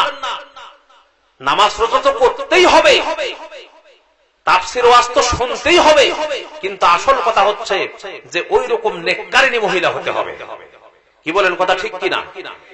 এই রকমের অবস্থা। সুতরাং নিয়ত সঠিক করতে হবে, কিন্তু আজকে নিয়ত আমরা সঠিক করি না। একবার এক মৌলভী সাহেব এক এলাকায় গিয়ে ওয়াজ করেছে, ভাইরা তোমরা যদি 5 ওয়াক্ত নামাজ পড়ো 40 দিন, তাহলে আল্লাহর পক্ষ থেকে 1 জোড়া মোষ পাবে। জোরে বলুন কয় জোড়া? একটু কথা বলুন, জোরে বলুন কয় জোড়া? 1 জোড়া মোষ পাবে। একজন চিন্তা করলো যে টাকা পয়সাও লাগবে না, এই কাজটা কেন করব না, এবার নামাজ পড়া শুরু করে দিল। তারপরে মোষকে খাওয়াবে কি, সেই জন্য খড় খুঁটা ইত্যাদি সবকিছু কিনে জোগাড় করছে, কিনে একেবারে জোগাড় করছে, খুঁটা কিনছে, দড়ি কিনছে। 39 দিন হয়েছে, আজ মোষে তেল টেল মাইখা তারপর নামাজ পড়তে আসছে। তারপরে 40, 41, 42, 43, 44, 45 দিন হয়েছে, মোষের কোনো খবর নাই। 50 দিনের মাথায় ওই মৌলভী সাহেব আবার ওই এলাকায় ওয়াজ করতে আসছে। এই লোক গিয়ে বলছে, হুজুর আপনি ওয়াজ করলেন 40 দিন জামাতে নামাজ পড়লে নাকি মোষ পাওয়া যায়, আমি নামাজ পড়লাম, রোজা করলাম, কই মোষ তো পাইলাম। মৌলভী সাহেব বলছে, আরে বেটা আমি মনে করেছি 40 দিন জামাতে নামাজ পড়লে তার জন্য তো মহব্বত পয়দা হয়ে যাবে, মোষের তালাশ করবে কেন তুমি? লোকটি বলছে, ও আমিও মনে করেছি মৌলভী সাহেবের কথা ফাঁকিও হইতে পারে, তাই যতদিন নামাজ পড়ছি সব বিনা ওযুতেই নামাজ পড়ছি। জোরে সরে বলেন নাউযুবিল্লাহ। ফাঁকি তো নিজেকে দিচ্ছেন। আগে মাস্টারে ফাঁকি দিতাম পেটে ব্যথা, পরের দিন স্কুলে গেলে মাস্টারে জিজ্ঞেস করেছে স্কুলে আসো নাই কেন গতকালকে, তো বলছে আমার মায়ে বলছে আমার পেটে নাকি ব্যথা হয়েছিল। এইরকম করে ফাঁকি দিয়েছে। আসলে তো মাস্টারকে ফাঁকি দেয় নাই, ফাঁকি দিয়েছে নিজের কপালকে। কি বলেন কথা ঠিক কিনা? এইরকমের অবস্থা। ভাইরা আমার, এইবার হযরত মরিয়ম একটু বড় হতে থাকলো। আমার বন্ধুগণ, এবার হযরত মরিয়ম একটু বড় হতে থাকলো। হঠাৎ করে তাদের মনে হয়ে গেল, আহারে মান্যত পূরণ করাতে হবে। আমার বন্ধুগণ, যাই হোক এবার কিন্তু এবার কোলে করে নিয়ে চলে যাচ্ছেন মান্যত পূরণ করাবার জন্য। সেই সময় ওই বাইতুল মুকাদ্দাসের ইমাম ছিলেন আল্লাহর পয়গম্বর হযরতে জাকারিয়া। জোরে কোন সুবহানাল্লাহ। আর জাকারিয়া বাইরের কেউ নয়, জাকারিয়া হচ্ছে হযরতে ইমরানের ভাইরা ভাই, আর হযরতে হান্নার কনিষ্ঠ ভগ্নিপতি। আর মরিয়মের কে হবে? খালু। একটু কথা বলুন, জোরে বলুন কে হবে? একটু সকলে বলুন কে হবে? ভাইরা আমার, এবার যখন তারা পৌঁছে গেলেন, এবার সঙ্গে সঙ্গে হযরতে জাকারিয়া বললেন, শোনো ইমরান, একটা মেয়েকে কিন্তু কিছুতেই মসজিদের খেদমত করতে দেওয়া যাবে না। আমার বন্ধুগণ, মসজিদের খাদেমের সংখ্যা ছিল 28 জন, মতান্তরে কোন মুফাসসির বলেছেন যে না 30 জন ছিল। এই 30 জনের সবাই বলল যে আমরা কিছুতেই একটা মেয়েকে মসজিদের খেদমত করতে দিতে পারবো না। কিন্তু মেয়ে তো সব সেক্টরেই এসেছে। কি বলেন কথা ঠিক কিনা? সব জায়গায় তো মহিলা। আপনি পল্লী বিদ্যুতের অফিসে বিল দিতে যাবেন, সেখানে মহিলা। আপনি থানায় যাবেন, সেখানে মহিলা পুলিশ হয়েছে। তারপরে কোর্টে যাবেন, মহিলা উকিল আছে। তারপরে মাদ্রাসায় যাবেন, মহিলা শিক্ষক হয়েছে। স্কুলে যাবেন, মহিলা শিক্ষক হয়েছে। কোন সময় হয়তো আমার মা বোনেরা বলবেন, এই টিটিহরের পাবলিকেরা, তোমরা অনেক দিন পর্যন্ত খেয়েছো, এখন তোমরা আমাদের পিছনে আসো, আমরা তোমাদের ইমাম হব। এইরকম করে তারা যদি ইমামতি করতে আসে, বলেন তো আপনাদের নামাজ হবে? জোরে সরে বলুন, নামাজ হবে? এমন অবস্থা, তাদের এমন অবস্থা শুরু হয়ে গেছে, আমরা নামাজের মধ্যে বলে ইক্তাদাইতু বিহাযাল ইমাম, কিন্তু তাদের অবস্থা দেখলে মনে হবে বলতেই হবে ইক্তাদাইতু বিহাযাল মারআতাইন। কি বলেন কথা ঠিক কিনা? এই রকমের অবস্থা। ভাইরা আমার, এইবার হযরত হান্না বললেন, দুলা ভাই, আপনি যেহেতু একজন আল্লাহর পয়গম্বর, আপনি একটু খবর নেন। তার কারণ হলো আল্লাহ পাক আমার কাছে ইলহামের মাধ্যমে বলে দিয়েছেন যে আল্লাহ রাব্বুল আলামিন বলে দিয়েছেন, ওয়ালাইসা যাকারু কাল উনসা। আল্লাহ পাক আমাকে বলে দিয়েছেন যে অবশ্যই কিন্তু আল্লাহ রাব্বুল আলামিন আমাদের সুন্দর একটা নেক সন্তান দান করেছেন। আর এই সন্তান সাধারণ কোনো সন্তান নয়, দুনিয়ার কোনো সাধারণ সন্তান নয়। এই সন্তানের আমল এত সুন্দর আমল হবে, যখন একটু বড় হবে তখন তার আমলের সঙ্গে হাজার হাজার মানুষের আমল তার কাছে কিন্তু হার মেনে যাবে। এইটা আল্লাহ পাক বলে দিয়েছেন। আর আমাদেরকে আমাদের মান্যতকে আল্লাহ কবুল করে নিয়েছেন, এইটা আমাদেরকে বলে দিয়েছেন। যেহেতু আপনি একজন আল্লাহর পয়গম্বর, আপনি আল্লাহর কাছে একটু খবর নিয়ে দেখুন। এরকম তারা কথোপকথন করতেছিলেন।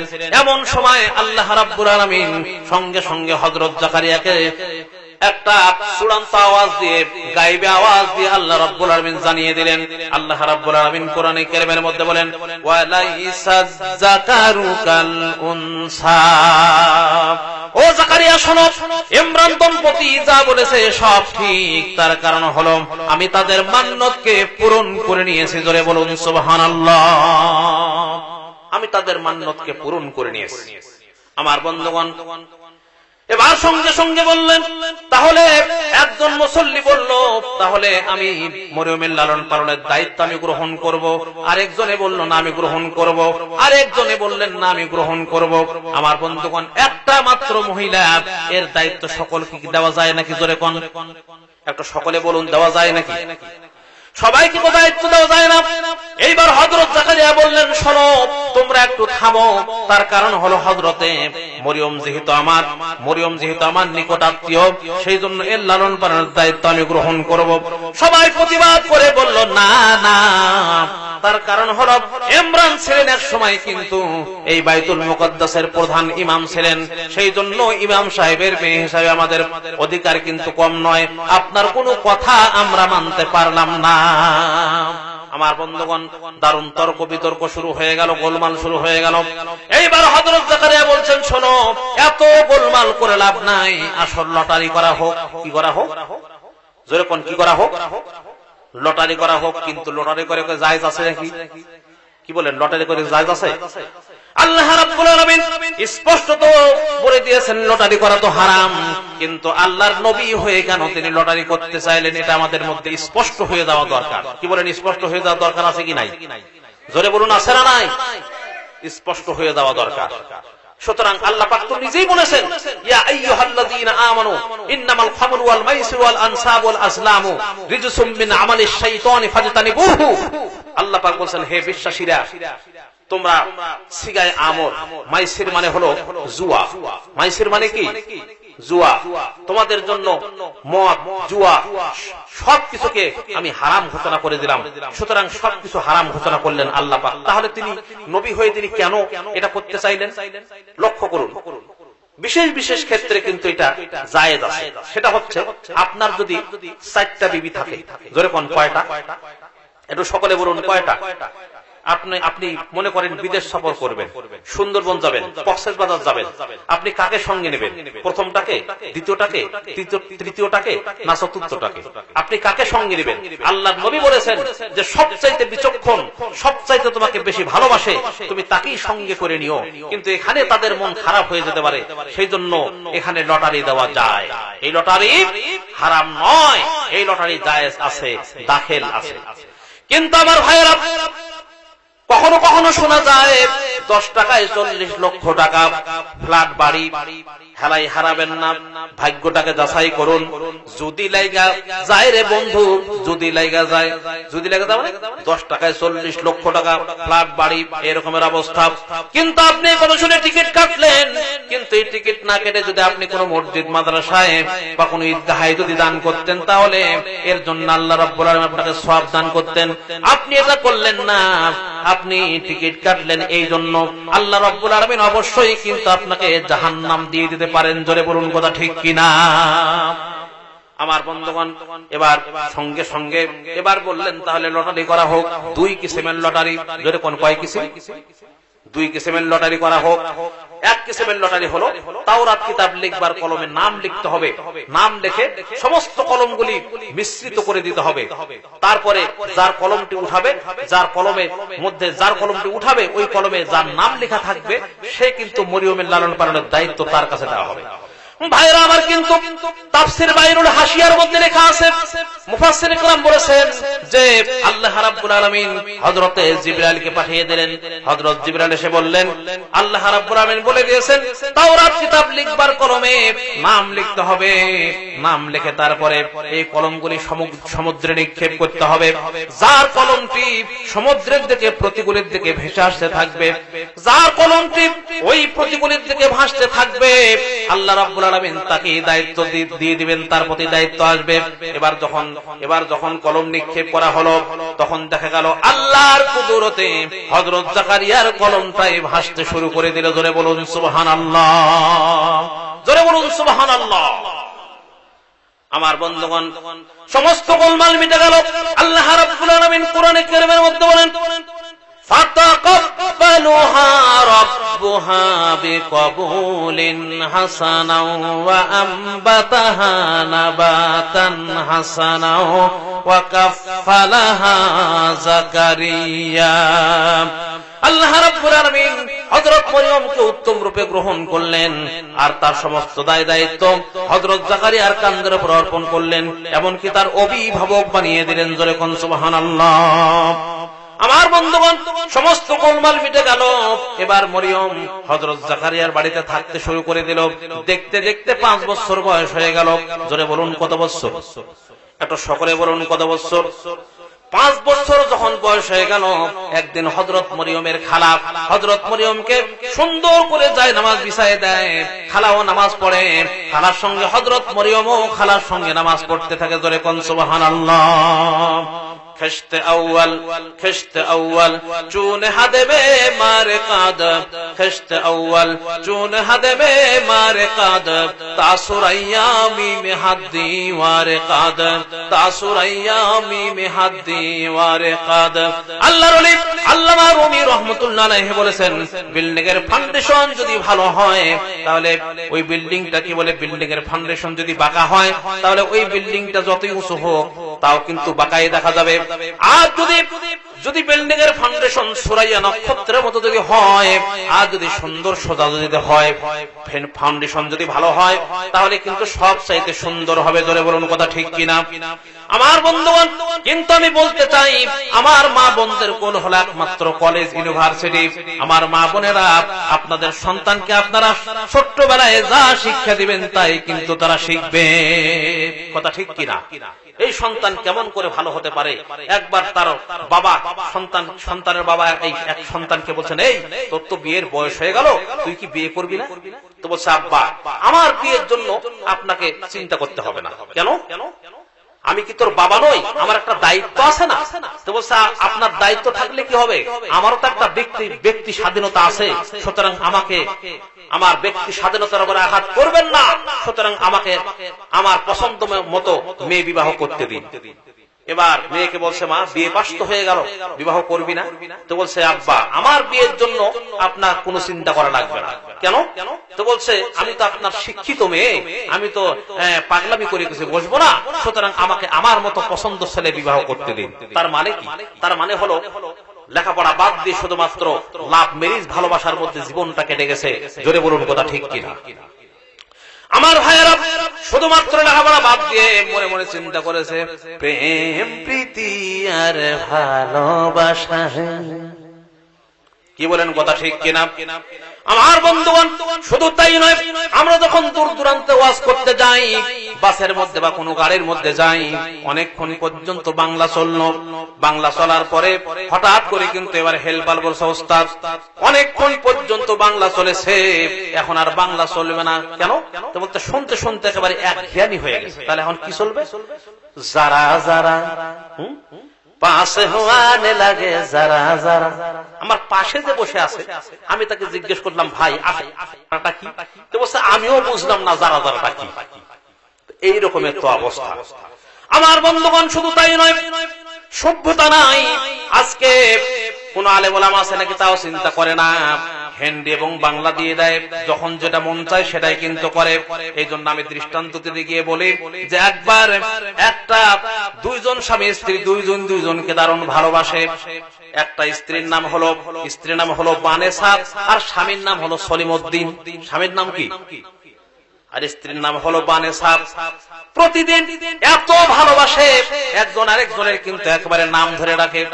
তারপরে তাদের সন্তানের সামনেই কিন্তু একেবারে নাম ধরে ডাকে। কিন্তু আপনাদের একটা মনে রাখতে হবে, ছোট্ট সন্তানের ব্রেন কিন্তু চোখা হয়। কি বলেন, হয় না? ব্রেন চোখা হয় কিনা? এই রকমের অবস্থা, ব্রেনটা দারুণ চোখা হয়ে যায়, তার সামনে এরকম করে নাম ধরে ডাকে। বাবা কিন্তু আবার অফিসে চাকরি করে। একদিন চাকরি থেকে চলে চাকরিতে গিয়েছে, তারপরে হঠাৎ করে আবার আরেকদিন দেখে যে ছোট্ট সন্তান, ওই সন্তানটা ধুলামাটি নিয়ে খেলতেছে। যখনই তাকে দেখতে পেয়েছে, দেখার সঙ্গে সঙ্গে বলছে, সলিমউদ্দিন বানেসা বাড়ি চলো, সলিমউদ্দিন বানেসা বাড়ি চলো। আমার বন্ধুগণ, তাদের মন দারুণ খারাপ হয়ে গেল। এবার সন্তানটাকে বাড়ির মধ্যে নিয়ে এসে স্ত্রীকে বললেন, শোন, আমরা ইসলাম থেকে দূরে সরে যাওয়ার কারণে আমাদের এই অবস্থা হয়ে গেছে।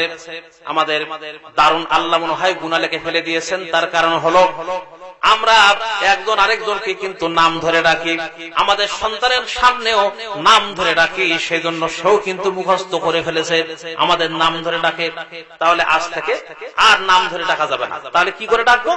আজ থেকে তুই আমাকে বাপ বলে ডাকিস, আর আমিও তোকে মা বলে ডাকবো। জোরে সরে বলুন নাউযুবিল্লাহ। এই রকমের অবস্থা। আমার বন্ধুগণ, কি ঘুম ধরছে নাকি? চলবে? একটা স্লোগান দিত, নারায়ে তাকবীর। ঘুম ভেঙে যাক, নারায়ে তাকবীর। আল কোরআনের আলো,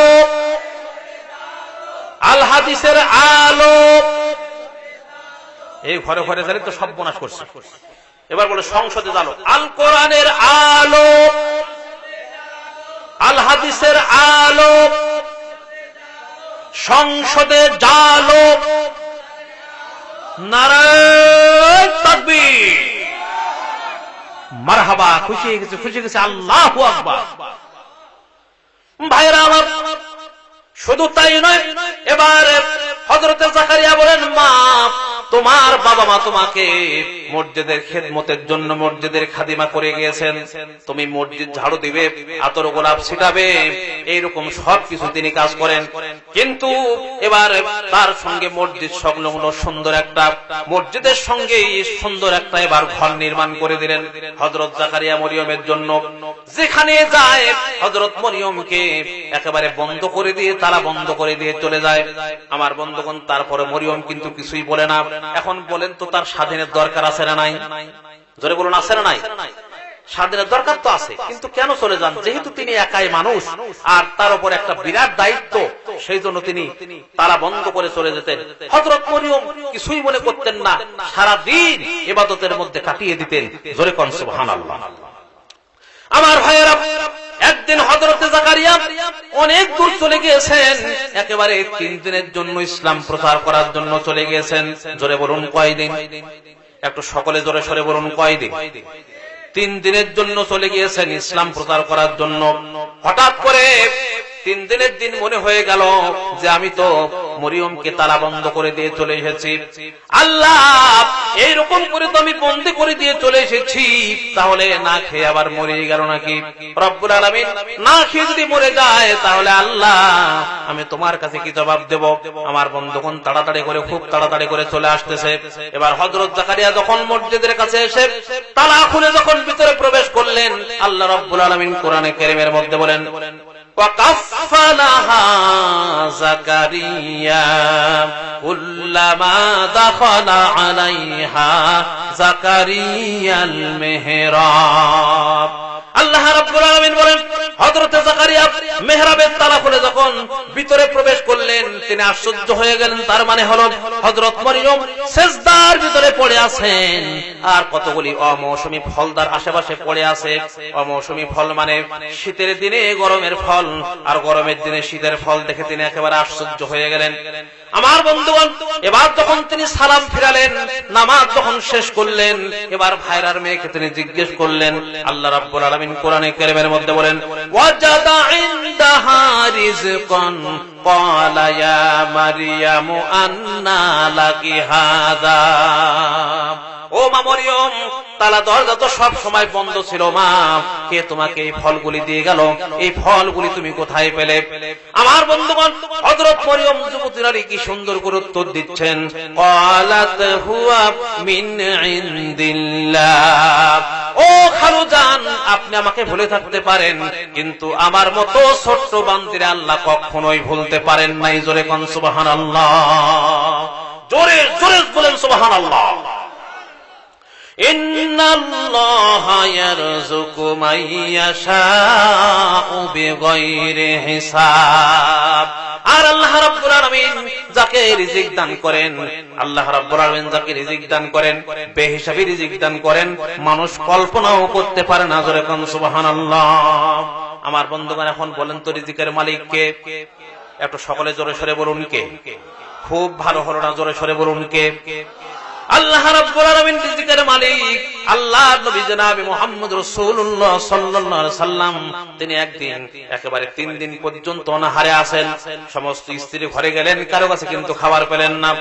আমার বন্ধুগণ, এবার তিনি চলে গেলেন ফাতেমার বাড়িতে। বললেন, ও ফাতেমা, তাড়াতাড়ি করে আমাকে কিছু খাবার খেতে দাও। এবার হযরত ফাতেমার আব্বাজান, আমিও 3 দিন পর্যন্ত আমি মুখে কিছুই দিতে পারি নাই। আমার বন্ধুগণ, এবার খাবার অন্বেষণের জন্য তিনি এবার বাইরে চলে গেলেন। তাফসীরের কিতাবের মধ্যে এসেছে, কে জন এসে হযরতে ফাতেমাকে কয়েকটা রুটি দিয়ে দিল আর কয়েকটা গোশতের টুকরা দিয়ে দিল। আমার বন্ধুগণ, এবার হযরত ফাতেমা এগুলি সুন্দর করে পাতিলে ঢেকে রাখলেন। নবীজি যখন বাড়িতে আসলেন, এবার তিনি বিসমিল্লাহির রহমানির রহিম বলে পাতিল যখন খুললেন, তখন দেখা গেল পাতিল ভর্তি রুটি এবং পাতিল ভর্তি গোশত। জোরে বলুন সুবহানাল্লাহ। পর্যাপ্ত পরিমাণে তিনি সবাই তারা খাইলেন। হযরতে হাসান, হোসাইন, আলী এবং ফাতেমা এবং রাসূল সবাই খাইলেন। অবশিষ্ট অনেকগুলি বেঁচে গেল। এই খাবারগুলি যখন বেঁচে গেল, খাওয়ার পরে গরিব দুঃখীদের মাঝে দান করে দিলেন। জোরে কোন সুবহানাল্লাহ।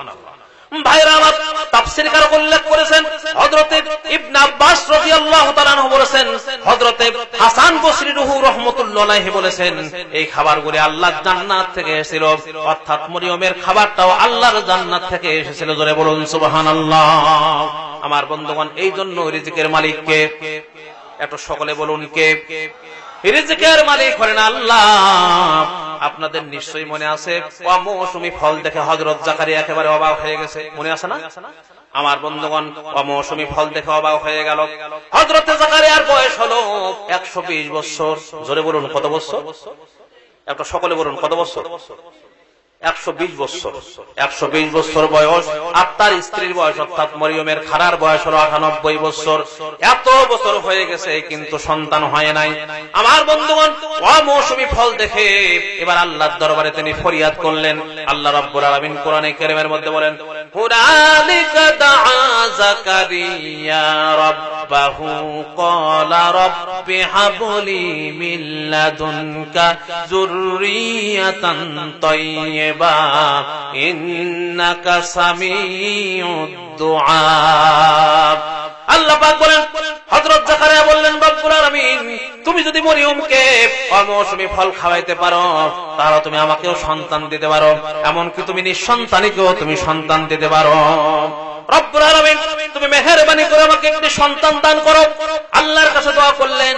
দোয়া করে তিনি নামাজ পড়তেছিলেন মসজিদের মেহরাবের মধ্যে। আল্লাহ রাব্বুল আলামিন কোরআনে কারীমের মধ্যে বলেন, ফানাদাতুহুল মালাইকাতু ওয়া হুয়া কাইমুন ইউসাল্লি ফিল মিহরাব। এবার যখন তিনি মেহরাবের মধ্যে নামাজ পড়তেছিলেন, এমন সময় হযরতে জিবরাইল সেখানে উপস্থিত হয়ে গেলেন। এবার হযরত জিবরাইল এসে বললেন, ইয়া জাকারিয়া, আল্লাহ রাব্বুল আলামিন আপনার দোয়া কবুল করে নিয়েছেন। আল্লাহ রাব্বুল আলামিন আপনার দোয়া কবুল করে নিয়েছেন। আপনাকে আল্লাহ একটা সন্তান দিয়ে দিবেন। আল্লাহ আপনাকে সন্তান দিবেন। ওই সন্তান হওয়ার আগে রব্বুল আলামিন ওই সন্তানের নাম রেখে দিয়েছেন ইয়াহিয়া। যেরকম কি নাম? একটু সকলে বলুন কি নাম? ইসমুহু ইয়াহিয়া লাম নাজআল লাহু মিন কুল্লি সানিয়া। আল্লাহ পাক বলেন, হযরত জিবরাইল বলেন, ও জাকারিয়া রে, আল্লাহ পাক বলে দিয়েছেন যে এই বয়সে, এত বয়সে কাউকে আল্লাহ সন্তান দেয় নাই, শুধুমাত্র তোর দোয়াকে আল্লাহ রাব্বুল আলামিন কবুল করে নিয়েছেন।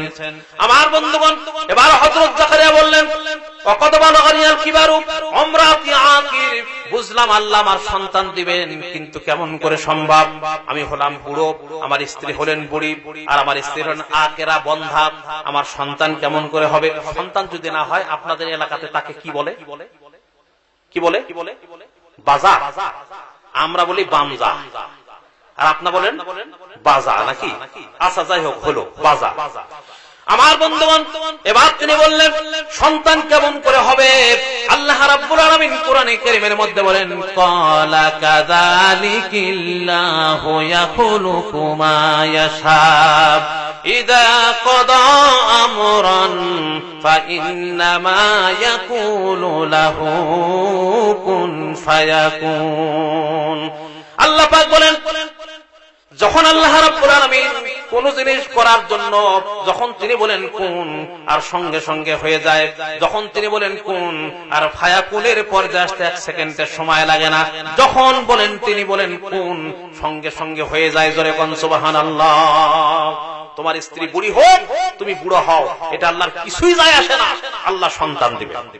হযরত জাকারিয়া বলেন, বুঝলাম আল্লাহ আমাকে সন্তান দিবেন, কিন্তু যদি এটা একটু আমি জানতে পারতাম, আমি যদি বুঝতে পারতাম আমার সন্তান, আমার স্ত্রীর গর্ভে যখন সন্তান আসবে, আমি যদি একটু বুঝতে পারতাম, তাহলে আমার ঈমানটা আরো পাকাপোক্ত হয়ে যেত।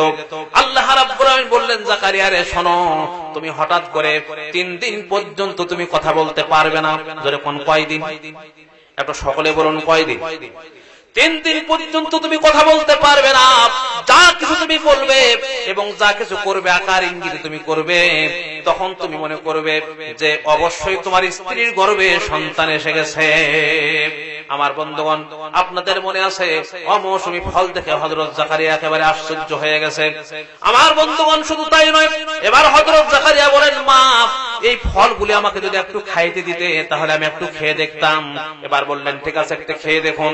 এবার যখন ফল ভেঙে যখন মুখে দিলেন, হযরত জাকারিয়া বলছেন, আমি দুনিয়ার কত ফল আমি ভক্ষণ করেছি, এরকমের স্বাদ আমি কোনোদিন পাই নাই। জোরে কোন সুবহানাল্লাহ। তখন হযরত জাকারিয়া হযরত মরিয়মকে আরো ভালোবাসতে শুরু করলেন, যেটা তো যেমন তেমন মেয়ে নয়। আমার বন্ধুগণ, দেখতে দেখতে 15 বছর বয়স হয়ে গেল। কত বছর? জোরে বলুন, কত বছর? আপনারা কি গোটা ঘটনা শুনবেন? কি বলেন, শুনবেন? কথার যেরকম আওয়াজ তাকে মনে হয় বন্ধ করে দেওয়াই ভালো। কি বলেন, কথা ঠিক কিনা? জোরে বলুন, কথা শুনবেন? আমার ভাইয়েরা, 15 বছর বয়স যখন হয়ে গেল, হঠাৎ করে কিন্তু একদিন ঋতুস্রাব হয়ে গেল। এটা হলো মহিলাদের উপযুক্ত হওয়ার একটা বয়স। প্রথম গোসল করার জন্য হযরত মরিয়ম বাইরে গোসল করতে লজ্জা পাচ্ছে। লজ্জা হচ্ছে নারীর ভূষণ। যে নারীর লজ্জা নাই তার নারীত্ব নাই, যার লজ্জা আছে তার সব আছে। আমি তো মনে করি আমাদের মহলে যারা থাকে তারা হলো মহিলা, আর যারা মহলে থাকতে চায় না, বেড়া ভেঙে লাফ মেরে যেতে চায়, তাদেরকে আপনারা কি মহিলা মনে করবেন? জোরে বলেন, মনে করবেন? বলুন তো, বাংলাদেশের নারীদের লজ্জা বেড়েছে না কমেছে? বেড়েছে না কমেছে?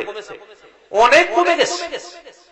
আমার বন্ধুগণ, তার কারণ হলো কেমন করে আমি রিসার্চ করে দেখেছি যে দোকানদাররা যখন দোকানদাররা শাড়ি বিক্রি করতে আসে, আগে তো পর্দার আড়াল থেকে দাম করতে লাগিয়ে দিত, কিন্তু এখন এমন করে গায়ের সাথে গা ঘেঁষিয়ে দিয়ে একেবারে দাম করতে শুরু করে দেয়। এটার দাম কত?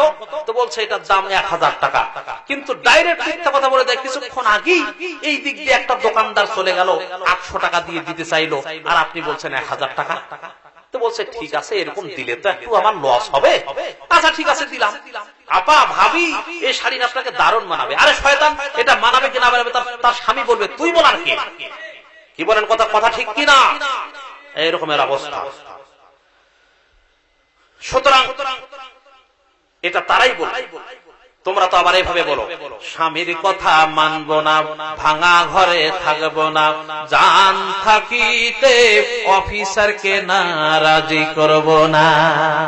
কি বলেন, কথা ঠিক কিনা? আমার বন্ধুগণ, শুধু তাই নয়, এবার প্রথম গোসল করার জন্য বাড়ির মধ্যে তেমন কোন গোসল করার কোন ব্যবস্থা না থাকার কারণে খালার বাসার থেকে একটু দূরে হাম্মাম খানা, ওখানে কিন্তু গোসল করতে চলে গেল। আমার বন্ধুগণ, এই গোসলখানাকে আরবিতে হাম্মাম খানা বলা হয়। জোরে বলুন, কি বলা হয়? হাম্মাম খানা বলা হয়। এই খালার বাসার থেকে একটু দূরে হাম্মাম খানা, ওখানে কিন্তু গোসল করতে চলে গেল। আল্লাহ রাব্বুল আলামিন কোরআনে কারীমের মধ্যে বলেন, ওয়াযকুরু ফিল কিতাবি মারইয়াম। ও নবী, মরিয়ম সম্পর্কে আমার আল্লাহ পাক বলছেন, মরিয়ম সম্পর্কে আমার বান্দা বান্দীদেরকে একটু শোনান। কেন শোনাতে হবে? এই জন্য শুনতে হবে যে এইরকম নেককার মহিলা যেন তারা হতে পারে। ধরে কোন সুবহানাল্লাহ। ইদিন তাবাজাত মিন আহালিহা মাকানান শারকিয়া। বাইতুল মাকদাস থেকে পূর্ব দিকে একটি জায়গা হাম্মাম খানা, ওখানে কিন্তু গোসল করতে চলে গেল। প্রমাণ ফাত্তাখাযাত মিন দুনিহি হিজাবা। হিজাব মানে পর্দা। হিজাব মানে কি? একটু সকলে জোরে সরে বলুন, কি? পর্দা। এরকম পর্দা আজকাল আছে? আজকাল পর্দা নাই। কেমন করে নাই? আমি দৃষ্টান্ত দিতে গিয়ে বলি যে একবার এক খালার বাড়িতে যাচ্ছে বোন বেড়া বেড়াতে, তো ছোটবেলা দেখেছে, তো বড় হয়ে গেছে, চিনতে পারে নাই। তারপরে হঠাৎ করে বলছে যে বাবা তোমাকে তো চিনতে পারে নাই, তুমি কে? যখন পরিচয় দিয়েছে তখন বলছো ও বাবা তুমি তো বড় হয়ে গেছো, ছোটবেলা দেখেছি, তুমি কেমন আছো বাবা? তো বলছে হ্যাঁ খালাম্মা ভালোই আছে। তারপরে এখন পিছন দিক থেকে একজন এসে বলছে, একজন বলছে আম্মু কে এসেছে? তো বলছে তোর ভাইয়া এসেছে, মানে তারই এক ছোট কি বলে একজন হিরোইন, একজন মহিলা। বলছে কে এসেছে? তো বলছে তোর ভাইয়া এসেছে। এখন বলছে ঠিক আছে তোরা গল্প কর, আমি চা করে নিয়ে আসি। এখন বলেন তো বাঘের সামনে যদি বকরিকে রাখা যায় তাহলে তার অবস্থা কি হয়? কি বলেন ঠিক থাকবে? ঠিক তো থাকবে না। উচিত তোর এটাই ছিল, বলার দরকারটা এটাই ছিল যে তোরা তুই এখন চা করে নিয়ে আয় আর আমরা গল্প করি, তারপরে সম্মিলিত ভাবে একসঙ্গে গল্প করা যেত। জোরে বলুন এটা ভালো হতো না খারাপ হতো? জোরে বলুন ভালো হতো না খারাপ হতো?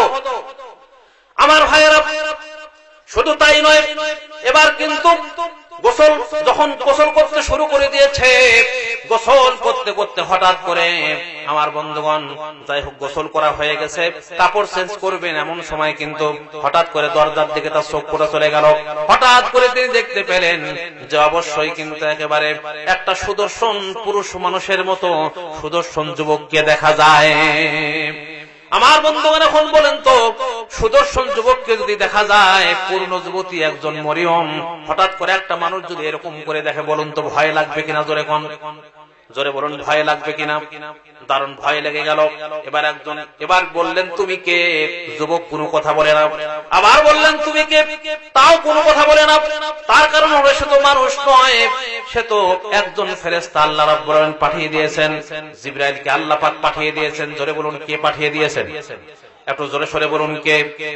আল্লাহ রাব্বুল আলামিন কোরআনে কারীমের মধ্যে বলেন ফাআরসালনা ইলাইহা রূহানা ফাতামাসসানা লাহা বাশারান সাবিয়া। আল্লাহ রাব্বুল আলামিন বলেন আমি পাঠাই দিলাম আমার রূহু, রূহানা। জিবরাইলকে রূহ বলা হয়েছে। যে শরীরের মধ্যে রূহ আছে ওটা হচ্ছে জীবিত, যেটার মধ্যে রূহ নাই ওটা হচ্ছে মৃত্যু লাশ। কি বলেন কথা ঠিক কিনা? এই রুহুর খাবার আছে, কিন্তু এই রুহুকে আপনারা খাইতে দেন? খেতে তো দেন না। এই শরীরটাকেই পরিপুষ্ট করে সাজান। এই রুহুটা কি জিনিস?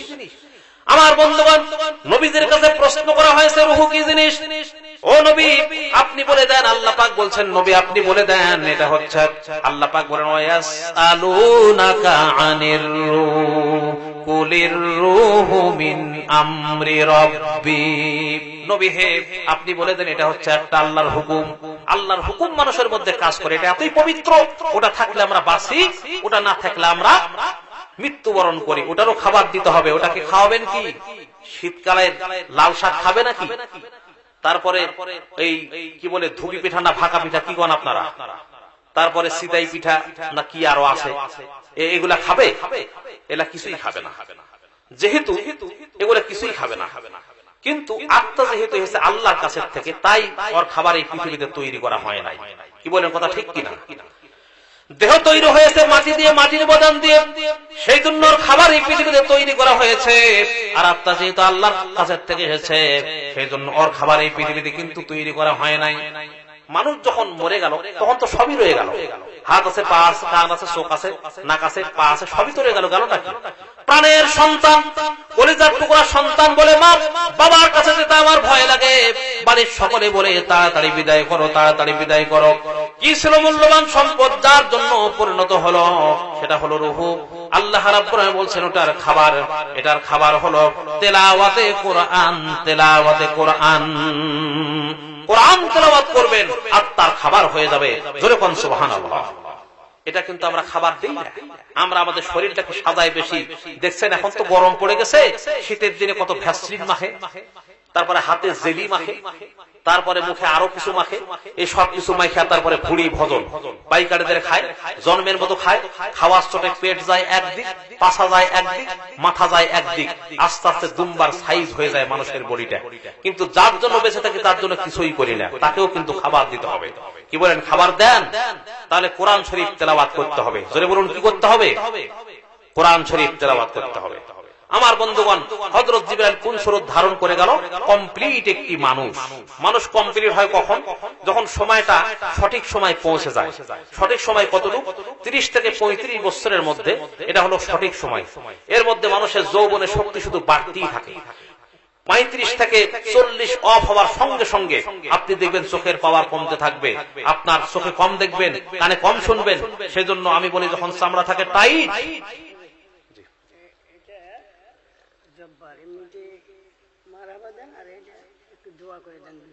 আচ্ছা আমি পরে দোয়া করে দেব। সুতরাং এই জন্য আমি বলি যে চামড়া থাকে টাইট, আল্লাহর সাথে করে ফাই। যখন চামড়া থাকে ঢিল, আল্লাহর সাথে লাগায় মিল। জোরে বলুন কথা ঠিক কিনা? আমার ভাইয়েরা, এই জন্য আল্লাহ রাব্বুল আলামিন বলেন, হযরত মরিয়ম কি বলছেন? আল্লাহ রাব্বুল আলামিন কোরআনে কারীমের মধ্যে বলেন, ক্বালাত ইন্নী আউযু বিররহমানি মিনকা ইন কুনতা তাকিয়া। মরিয়ম একজন সতী সাধ্বী নারী, জীবনে কোনোদিন এক ঘরের মধ্যে কোনোদিন একত্রিত হয় নাই, কোন পুরুষের মধ্যে একত্রিত হয় নাই। আল্লাহর নবী বলেছেন, ও যুবকের দল, ও যুবতীর দল, শুনে রাখো, যখন কোন একটা বেগানা পুরুষ, একটা বেগানা নারী যখন একটা ঘরের মধ্যে তখন সলা পরামর্শ করতে থাকে, তখন তোমাদের মাঝখানের ওকালতি যখন শুরু করে দেয় শয়তান। জোরে কোন নাউযুবিল্লাহ। শয়তান ওকালতি শুরু করে দেয়। সেই জন্য বহুত্বকাল পর্যন্ত অপরিচিত নারী পুরুষ একটা ঘরের মধ্যে থাকা হাদিসের দৃষ্টিতে বৈধ নয়। ভাইরা আমার, মরিয়ম ভয় পেয়ে গেছে। মরিয়মের কিসের ভয়? আমার সবচাইতে মূল্যবান বস্তুর নাম হলো আমার চরিত্র, সতীত্ব। টাকা হারিয়ে গেলে পাওয়া যায়, সম্পদ হারিয়ে গেলে পাওয়া যায়, সার্টিফিকেটের কাগজ হারিয়ে গেলে পাওয়া যায়, পাসপোর্ট ভিসা হারিয়ে গেলে পাওয়া যায়, কিন্তু মহাচরিত্র নামক সম্পদ যদি একবার নষ্ট হয়ে যায়, তাহলে ওই নারী পুরুষ কোনদিন বুকে হাত দিয়ে বলতে পারবে না আমার চরিত্র ঠিক আছে। কথা ঠিক কিনা? ভাইরা আমার, খেয়াল করুন, মরিয়মের মনে বড় ভয়। ভাইরা, আমি দেখতে পাচ্ছি একজন নওজোয়ান যুবককে কেমন করে গেট পেরিয়ে ভিতরে আসলো। এখন যদি আমি চিৎকার মারি, তাহলে তো দুর্নাম আমারই হবে। সুতরাং চিৎকার আমার দেওয়ার কোনো প্রয়োজন নাই। যে আল্লাহ রাব্বুল আলামিন মুহূর্তের মধ্যে সমস্ত বিপদ থেকে রক্ষা করেন, ওই আল্লাহর কাছে আমি আশ্রয় চাই। জোরে কোন সুবহানাল্লাহ। আশ্রয় দেওয়ার মালিক কে? একটু জোরে সরে সবাইকে বলতে হবে, আশ্রয় দেওয়ার মালিক কে? বিপদ ঘটাতে পারেন কে? মারতে পারেন কে? ফাঁসাতে পারেন কে? সবকিছু করতে পারেন কে? আল্লাহর নাম নিতে কিটিহরের মানুষের কোনো ভয় আছে? শরম আছে? লজ্জা আছে? তাহলে গলা আটকে আসে কান? জোরে সরে বলেন, বিপদ থেকে রক্ষা করতে পারেন কে? আল্লাহ রাব্বুল আলামিন রক্ষা করতে পারেন। এই জন্য আল্লাহ রাব্বুল আলামিন বলছেন, আলহামদুলিল্লাহি রাব্বিল আলামিন। সমস্ত প্রশংসা, যাবতীয় প্রশংসা সে আল্লাহ রাব্বুল আলামিনের জন্য, যিনি तमाम পৃথিবীর পালনেওয়ালা রব। ভাইরা আমার, হযরত মরিয়ম কি বলছেন? ক্বালাত ইন্নী আউযু বিররহমানি মিনকা। ও যুবক রে, শোনো, আমি তোমার খারাপির হাত থেকে আমি আমার আল্লাহর কাছে পানা চাই। যুবক, তুমি যে কোনো মুহূর্তে আমার গায়ে হাত দিতে পারো। সূরা না শুনে কিন্তু ধর্মের কাহিনী, সূরা কোনদিন ধর্মের কাহিনী শুনবে? ধর্মের কাহিনী শুনবে না। চলে না শুনে কিন্তু ধর্মের কাহিনী। আল্লাহর ভয় তোমার অন্তঃকরণের মধ্যে যদি না থাকে, তাহলে হাজারবার আল্লাহর দোহাই দিয়াও কিন্তু তোমার হাত থেকে বাঁচা যাবে না। কিন্তু ইন কুনতা তাকিয়া, কিন্তু তুমি যদি খোদা বিরোধী হয়ে থাকে, তাহলে আমার কোনো অনিষ্ট করতে পারবে না। হযরত জিবরাইল বলেন, ও মরিয়ম, তোমার চিন্তার কোনো কারণ নাই।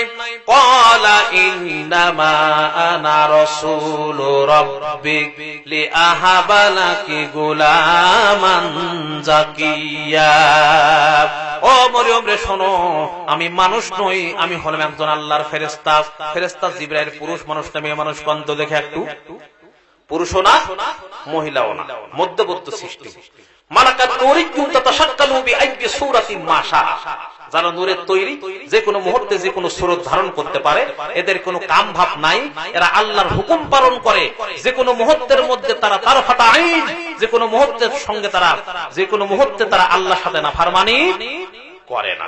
ভাইরা আমার, হযরত মরিয়ম বলছেন, হযরত জিবরাইল বলছেন, ও মরিয়ম, ভয় করো না, আমি হলাম একজন আল্লাহর কাসেব বা ফেরেশতা।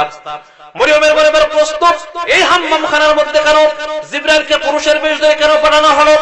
কেন পাঠানো হলো তা উত্তর দিচ্ছেন কি, লি আহাবালা কি গোলামান জাকিয়া। ও মরিয়ম রে শোনো, আল্লাহ রাব্বুল আলামিন তোমার কাছে এই জন্য আল্লাহ আমাকে পাঠিয়েছেন। আল্লাহ রাব্বুল আলামিন তোমাকে একটা পুত পবিত্র পরহেজগার মুত্তাকিন সন্তান দান করবেন। এই সন্তান দেওয়ার জন্যই আল্লাহ তোমার কাছে আল্লাহ আমাকে পাঠিয়েছেন। শুধু তাই নয়, ইয ক্বালাতিল মালাইকাতু ইয়া মারইয়ামু ইন্নাল্লাহা ইউবাশশিরুকি বিকালিমাতিন মিনহু ইসমুহুল মাসীহু ঈসা ইবনু মারইয়ামা ওয়াজিহান ফিদ দুনিয়া ওয়াল আখিরাতি ওয়া মিনাল মুকাররাবিন। আল্লাহ পাক বলেন, স্মরণ করো সেই সময়ের কথা যখন ফেরেশতা বলছিল, ও মরিয়ম, আল্লাহ তোমাকে একটা কালিমা সংবাদ দিচ্ছেন, মানে একটি বাক্য দ্বারা আল্লাহ তোমাকে একটি সংবাদ দিচ্ছেন। তার কারণ হলো আল্লাহ রাব্বুল আলামিন তোমাকে একটা পবিত্র পরহেজগার মুত্তাকিন সন্তান দান করবেন, এমন একটি সন্তান যে সন্তান দুনিয়া এবং আখিরাতে চরম সম্মানিত হবে।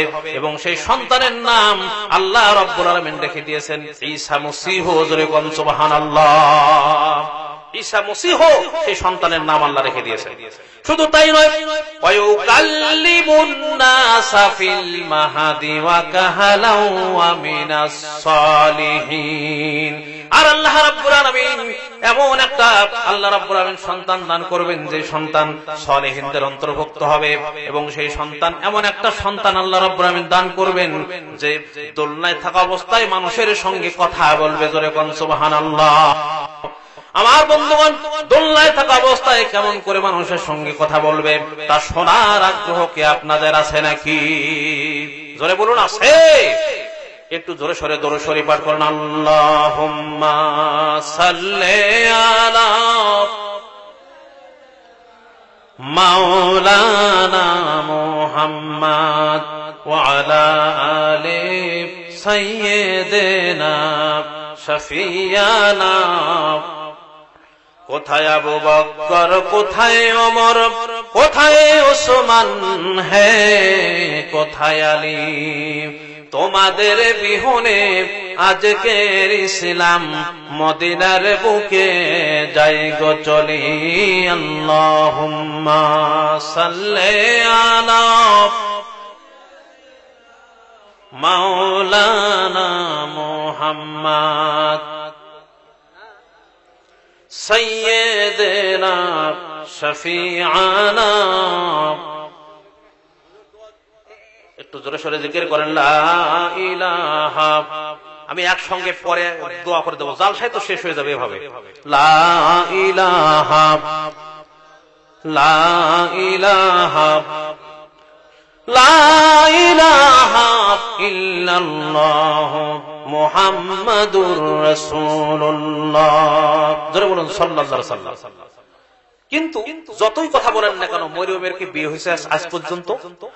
বিয়ে হয় নাই, সন্তান কেমন করে দিবে? হযরত মরিয়ম যুবতী নারী কি সুন্দর করে উত্তর দিচ্ছেন, ক্বালাত আন্না ইয়াকুনু লি গোলাম। ভাই জিবরাইল, বুঝলাম আপনি আমার সন্তান দেওয়ার জন্য এসেছেন, কিন্তু আমার সন্তান কেমন করে হবে আমার বুঝে আসে না। পৃথিবীতে সন্তান হয় কিন্তু দুই নিয়মে। কয় নিয়মে? একটা হলো বৈধ আর একটা হলো অবৈধ। কথা ঠিক কিনা? অথচ লাম ইয়ামসাসনি বাশারুন, বৈধ পাইবার কোনো বিয়ে হয় নাই, তাই কোনো পুরুষ আমাকে স্পর্শ করে নাই। আর আমি তো একজন জেনাকার মহিলাও না। ওয়ালাম ইয়াকু বাকিয়ান আও জানিয়ান, আর আমি তো একজন জেনাকার মহিলাও না। এই দুই সুরতে সন্তান আসে, আমার সন্তান কেমন করে হবে আমার বুঝে আসে না। উত্তর দিচ্ছেন জিবরাইল। কে উত্তর দিচ্ছেন? আল্লাহ রাব্বুল আলামিন বলেন, হযরত জিবরাইল বলেন, ও মরিয়ম, তোমার চিন্তার কোনো কারণ নাই। ক্বালা কাযালিক। ও মরিয়ম রে শোনো, তোমার জেনা ব্যভিচারও করা লাগবে না, বিয়ে বসাও লাগবে না। সন্তান কেমন করে হবে? ক্বালা রাব্বুকি, তোমার রব বলতেছেন, তোমার আল্লাহ থেকে বলছেন, হুয়া আলাইহি আইয়িনুন। মরিয়ম, তোমার কাছে কঠিন হতে পারে বিনাভাবে সন্তান, কিন্তু আমার কাছে এটা কোনো কঠিন নয়, আমার কাছে এটা হলো অতি সহজ। জোরে কোন সুবহানাল্লাহ।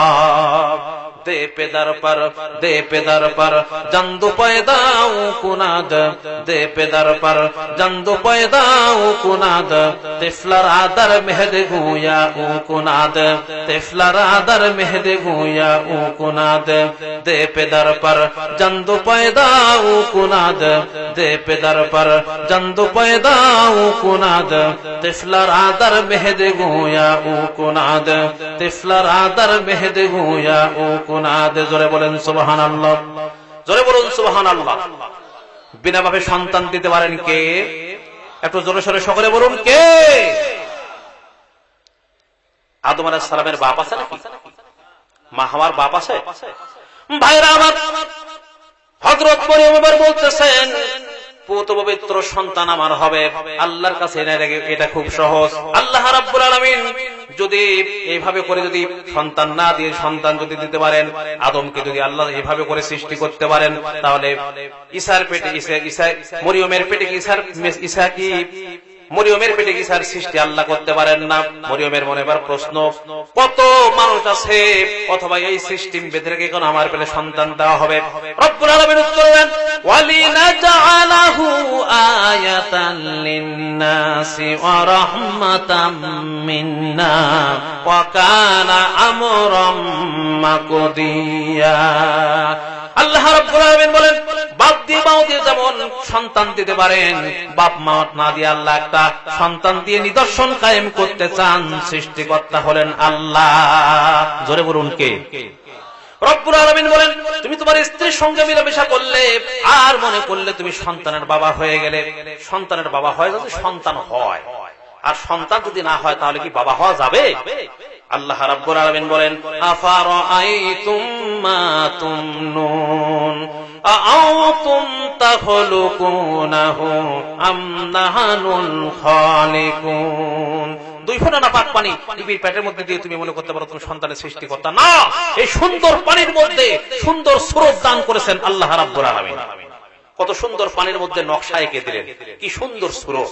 আল্লাহ রাব্বুল আলামিন কোরআনে কারীমের মধ্যে বলেন, লাকাদ খালাকনাল ইনসানা ফি আহসানি তাকওয়িম।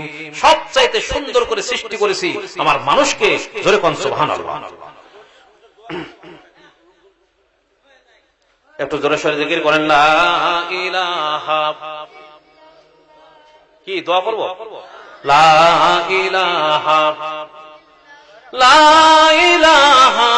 ইল্লাল্লাহু মুহাম্মাদুর রাসূলুল্লাহ।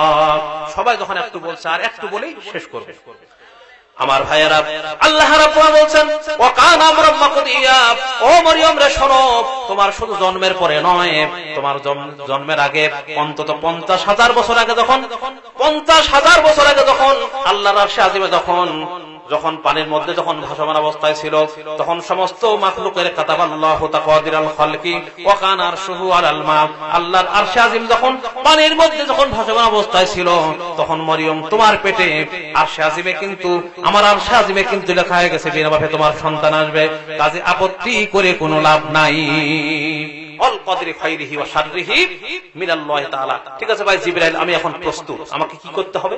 বলে, মরিয়ম তোমার জামা কাপড় এখন ভিজা হয়ে আছে, তুমি তোমার এই কামিজের এই কাপড়ের বোতামটা একটু খুলে দাও। আমার বন্ধুগণ, যদি এরকম করে কামিজের বোতামটা যদি খুলে দেয় তাহলে মরিয়মের কি গুনাহ হবে? আমি আগেই বলেছি, সে কিন্তু পুরুষও না মহিলাও না, তাদের কাম ভাব হয় না।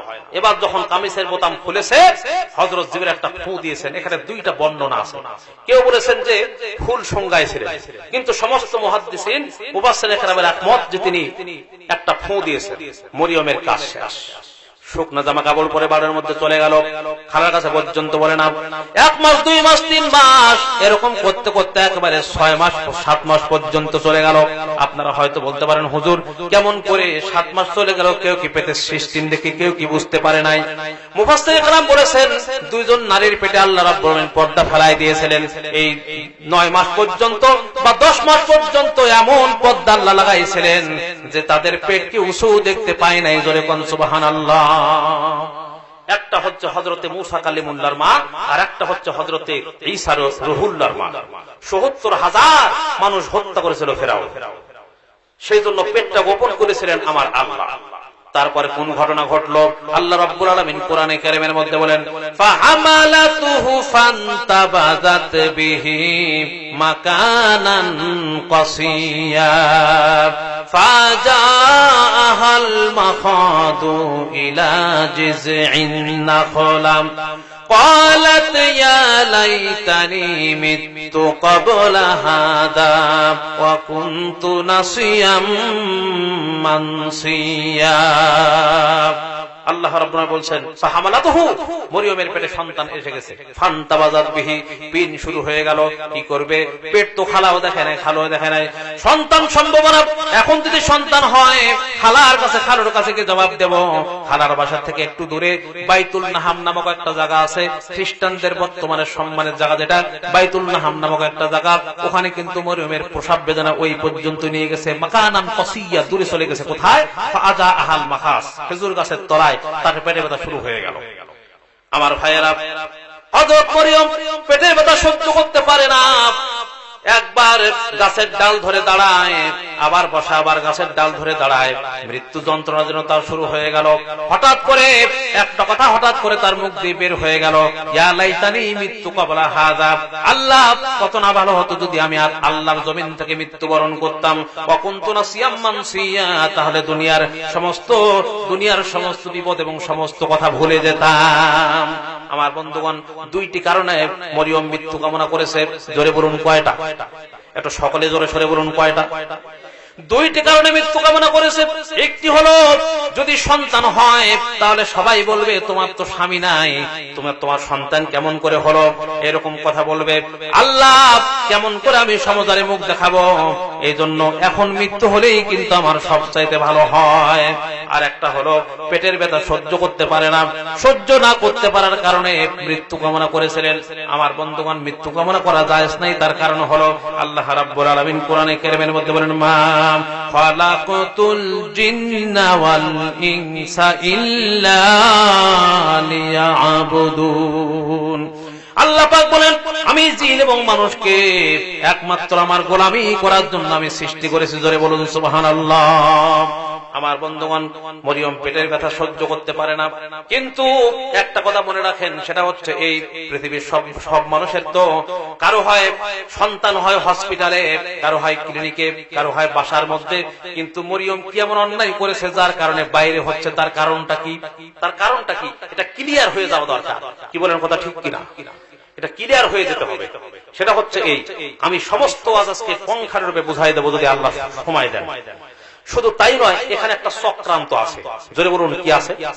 চক্রান্ত আছে শয়তান সব কিছু দেখে এসে একবারে লোকজনের কাছে বলে ফেল এখন আপনারা হয়তো বলতে পারেন হুজুর আপনি কিছুক্ষণ আগেই বললেন শয়তান বা কেউ কিছু তাদের পেট উঁচুই দেখতে পায় নাই আবার শয়তান কেমন করে দেখতে পারলো কথা ঠিক কিনা আপনারা বলেন তো যে শয়তান কি আল্লাহর কাছে বলে নাই যে আল্লাহ তুমি আমাকে মানুষের রোগে রোগে বেড়াবার তৌফিক দিও এটা বলেছে কিনা আর আল্লাহ এটা কবুল করেছেন কিনা ভাইরা আমার সেই জন্য সবকিছুই শুনে এবং সবকিছুই যেহেতু আল্লাহ কবুল করেছিলেন সেই জন্য মরিয়মের শিরা পোষের মধ্যে ঢুকে একেবারে সবকিছুই দেখে এসে বিরাট বড় জুব্বা পরে একেবারে মৌলবী সেজে একেবারে মানুষের কাছে বলে দিল যে মরিয়মকে তোমরা এই বাইতুল মুকাদ্দাসের খেদমত করাচ্ছ তার পেটের মধ্যে সন্তান আছে কেউ কিন্তু বিশ্বাস করে না বলছে যদি সন্তান থাকে তাহলে তো পেট তো অবশ্যই উঁচু থাকবে তাহলে পেট তো উঁচু নাই শয়তান বলছে দেখো মরিয়ম এমন ইসমে আজম জানে যে ইসমে আজমের দ্বারাই তার পেটকে একেবারে গোপন করে রেখেছে জোরে কোন নাউজুবিল্লাহ আমার বন্ধুগণ যাই হোক এবার পরীক্ষা নিরীক্ষা করে দেখা গেল সন্তান আছে কিন্তু কি আশ্চর্য ধরনের কথা তার পেট উঁচু নাই এবার আত্মীয় স্বজনেরা সবাই মারতে একেবারে ওখানে ফেলে দিয়ে চলে গেল জাকারিয়ার ওই খেজুরের বাগানের তলায় কিন্তু ওখানে ফেলে দিয়ে চলে গেল আল্লাহ পাক তাই বলছেন মাকানান কাসিয়া দূরে চলে গেল ক্ষত বিক্ষত শরীরে পড়ে আছে আমার ভাইয়েরা যাই হোক এবার তাকে যখন বের করে দিল, শয়তান মনে মনে চিন্তা করলো একজনকে বের করেছি, এখন যদি আরেকজনকে যদি বের করে দেওয়া যায় তাহলে আমার প্লাস পয়েন্ট হয়ে যাবে। এবার কি করা যায়? এবার শয়তান এসে বলল, শোনো, তোমরা তো একজনের বিচার করলে কিন্তু মূল আসামির তো এখনো বিচার হয় নাই। বলে আশ্চর্য কথা, মূল আসামিটা কে? বলছে ওই যে বড় বড় কথা বলে এই যে নবী জাকারিয়া, সে কিন্তু এই কাজটা করেছে। জোরে কোন নাউজুবিল্লাহ। বলছে কেমন করে এটা সম্ভব? শয়তান বলছে দেখো, কে শোনে কার কথা, কে শোনে কার কথা? আমার কথা তো বিশ্বাসই হয় না, আমার কথা তো বিশ্বাস হয় না। তাহলে আচ্ছা তোমরা বলো তো, তোমাদেরকে কোনদিন কি ওই ঘরের মধ্যে প্রবেশ করতে দিত? লোকেরা বলছে না, দিত না। তাহলে যতই সে খালু হোক, একেবারে একটা অপূর্ব সুন্দরী মহিলাকে দেখে সব সময় তাকে নিয়ে ঘরের মধ্যে থাকতো, মাথার ব্রেন মন মস্তিষ্ক কি আর ভালো থাকে? জোরে সরে বলেন নাউজুবিল্লাহ। ওই যে ছোট মৌলবি আর বড় মৌলবি দুইজনে তর্কাতর্কি লেগেছে। একজন ছোট মৌলবি আসলেই কম জানে, বড় মৌলবি সাহেব একটু বেশি জানে। তো বড় যারা বেশি জানে তারা কিন্তু অত কথা বলে না, কি বলেন কথা ঠিক কিনা? আর যারা কম জানে তারা বেশি কথা বলে। এখন ছোট মসজিদের মুসল্লিরা বলছে, এই তোদের চাইতে আমাদের মৌলবি বেশি জানে। তো বলছে তাহলে একটা পরীক্ষা হয়ে যায়, দিন তারিখ নির্ধারিত করে, স্থান নির্ধারিত করে তারপরে বসলো। বসে এখন ছোট মৌলবি সাহেব মনে মনে চিন্তা করতেছে, আমি তো আসলে জানি না বেশি, তাহলে একটা কৌশল করতে হবে। কি কৌশল? সে বলছে আমি আগে প্রশ্ন করব। এখানে কিন্তু হাজার হাজার একেবারে দর্শক মন্ডলী হয়ে গেছে। বড় মৌলবি সাহেবকে বলছে আমি একটা প্রশ্ন করব আগেই। ছোট মৌলবি সাহেব বলছে, তো বলছে ঠিক আছে করুন। তো বলছে বলুন তো আই ডোন্ট নো মানে কি? তো বলছে আই ডোন্ট নো মানে হলো আমি কিছু জানি না। কি আপনি কিছু জানেন না? আরে বাবা, এটার মানে কিছু জানি, এটার মানে হলো আমি কিছু জানি না। না, আপনি কিছু জানেন না। একেবারে জোর করে ঠকাই দিবে। এরকম আমাদের এলাকাতে বা এরকম ঘটনা ঘটে কিনা? জোরে কোন, জোর করে মানুষকে ঠকাই দেয় কিনা? জোর করে ঠকাই দেয় না? আমার ভাইয়েরা, এবার কিন্তু তারা সবাই বিশ্বাস করে নিল। বিশ্বাস করে নিয়ে হযরত জাকারিয়াকে লাঠি ঠ্যাঙ্গা নিয়ে একেবারে দাবড়াতে শুরু করে দিল। আমার বন্ধুগণ, এবার জানের ভয় হযরত জাকারিয়া এবার দৌড়াতে শুরু করে দিল। দৌড়াতে দৌড়াতে গাছের নিচ দিয়ে যাচ্ছিল। হঠাৎ করে এবার বলছে, গাছ মেহেরবানি করে তুমি রক্ষা করো। সঙ্গে সঙ্গে গাছ একেবারে দুই টুকরো হয়ে গেল। হযরত জাকারিয়া গাছের মধ্যে চলে গেল। আল্লাহর কুদরতে এবার গাছটা জোড়া লেগে গেল। আমার বন্ধুগণ, সবাই পিছন থেকে হটে চলে গেল। শয়তান বলল, তোমরা আসলে কেন? বলছে জাকারিয়া কোথায় চলে গেল আমরা কিন্তু দেখতে পারলাম না, কোথায় যে অদৃশ্য হয়ে গেল। কিন্তু আল্লাহর কুদরত, জামার কিন্তু একটু কাপড়টা একটু বের হয়েছিল। শয়তান এসে ওই কাপড়টা একেবারে টেনে বড় করে দিয়ে চলে গেল, বের করে দিয়ে চলে গেল। শয়তান বলছে, শোনো, আমি সবকিছুই জানি, কোথায় এসে আছে আমি তোমাদেরকে দেখাই দেব। এবার তারা চলে আসতে শুরু করলো। বললো খালি হাতে গেলে হবে না, করাত নিয়ে যেতে হবে, একটা গাছের মধ্যে আছে। এবার চলে আসলো সবাই। বলছে কেমন করে সম্ভব? বলছে না, শোনো শোনো, এই জাকারিয়া এমন বড় একটা জাদুকর, জাদুর দ্বারা এই গাছের মধ্যে আছে। জোরে সরে বলুন নাউজুবিল্লাহ। নবীরা কি কোনোদিন জাদুকর হতে পারে? জোরে সরে বলুন পারে? পারেন? আমার ভাইয়েরা সংক্ষেপে শেষ করে দিচ্ছি। এবার শুধু তাই নয়, এবার হযরত জাকারিয়া, শয়তান বলছে শোনো, গাছের ডালগুলি কেটে ফেলো, তারপরে গাছগুলি কেটে ফেলো, তাহলে গাছের সঙ্গে ফেড়ে চলে যাবে। এবার যখন গাছ কাটতে শুরু হয়ে গেল, মাথার কাছে যখন করাত এসেছে আল্লাহর কাছে, এবার কেটে কেটে হযরত জাকারিয়া বলছেন, আল্লাহ মেহেরবানি করে আল্লাহ তুমি আমাকে রক্ষা করো। এবার আল্লাহ রাব্বুল বলছেন, এই জাকারিয়া শোন, সর্বপ্রথম যখন বিপদ আসলো, তুমি নবী কিন্তু তারপরে একটা অন্যায় করেছো, তুমি গাছের কাছে আশ্রয় চেয়েছো। গাছ তোমাকে কেমন করে আশ্রয় দিবে? তাহলে অবশ্যই তোমাকে আমি বাঁচাই দিতে পারি মুহূর্তের ভিতরে। তাহলে কিয়ামতের দিন মুসিবতের সময় তোমাকে কিন্তু এই শাস্তি নিতে হবে। তুমি কি করবে বলো? জাকারিয়া মনে মনে চিন্তা করলো, আল্লাহ ওই দুনিয়ার তো শেষ নাই, কিন্তু এই দুনিয়ার তো শেষ আছে, আমি এখনই কিন্তু শাস্তি নিয়ে নেব। এবার আল্লাহ পাক বলছেন, তাহলে ওরা তোমাকে কিন্তু একেবারে গাছের সঙ্গে কেটে ফেলবে। তাহলে ওরা যদি গাছের সঙ্গে কেটে ফেলে, জাকারিয়া শোনো, খবরদার তুমি একটু আহু পর্যন্ত করবে না। যদি আহু যদি করো, তাহলে অবশ্যই আমি নবুয়তের দপ্তর থেকে তোমার নামটা পর্যন্ত কেটে দেব। আমার বন্ধুগণ, হযরত জাকারিয়া বলেন, আল্লাহ তাহলে তুমি অবশ্যই আমাকে ধৈর্য ধারণ করার তৌফিক দাও। এবার সঙ্গে সঙ্গে আল্লাহ পাক ধৈর্য ধারণ করার তৌফিক দিলেন। চোখ মুজে হযরত জাকারিয়া এবার জিকির করতে শুরু করে দিলেন। আর সঙ্গে সঙ্গে তারা কাফের বেঈমানেরা গাছটা ফেড়ে ফেললো। গাছের সঙ্গে জাকারিয়া পর্যন্ত গাছের সঙ্গে ফেড়ে চলে গেল। এর দ্বারা বোঝা গেল সাহায্য করার মালিক হলেন আল্লাহ। জোরে সরে বলুন কে? একটু জোরে সরে বলুন কে?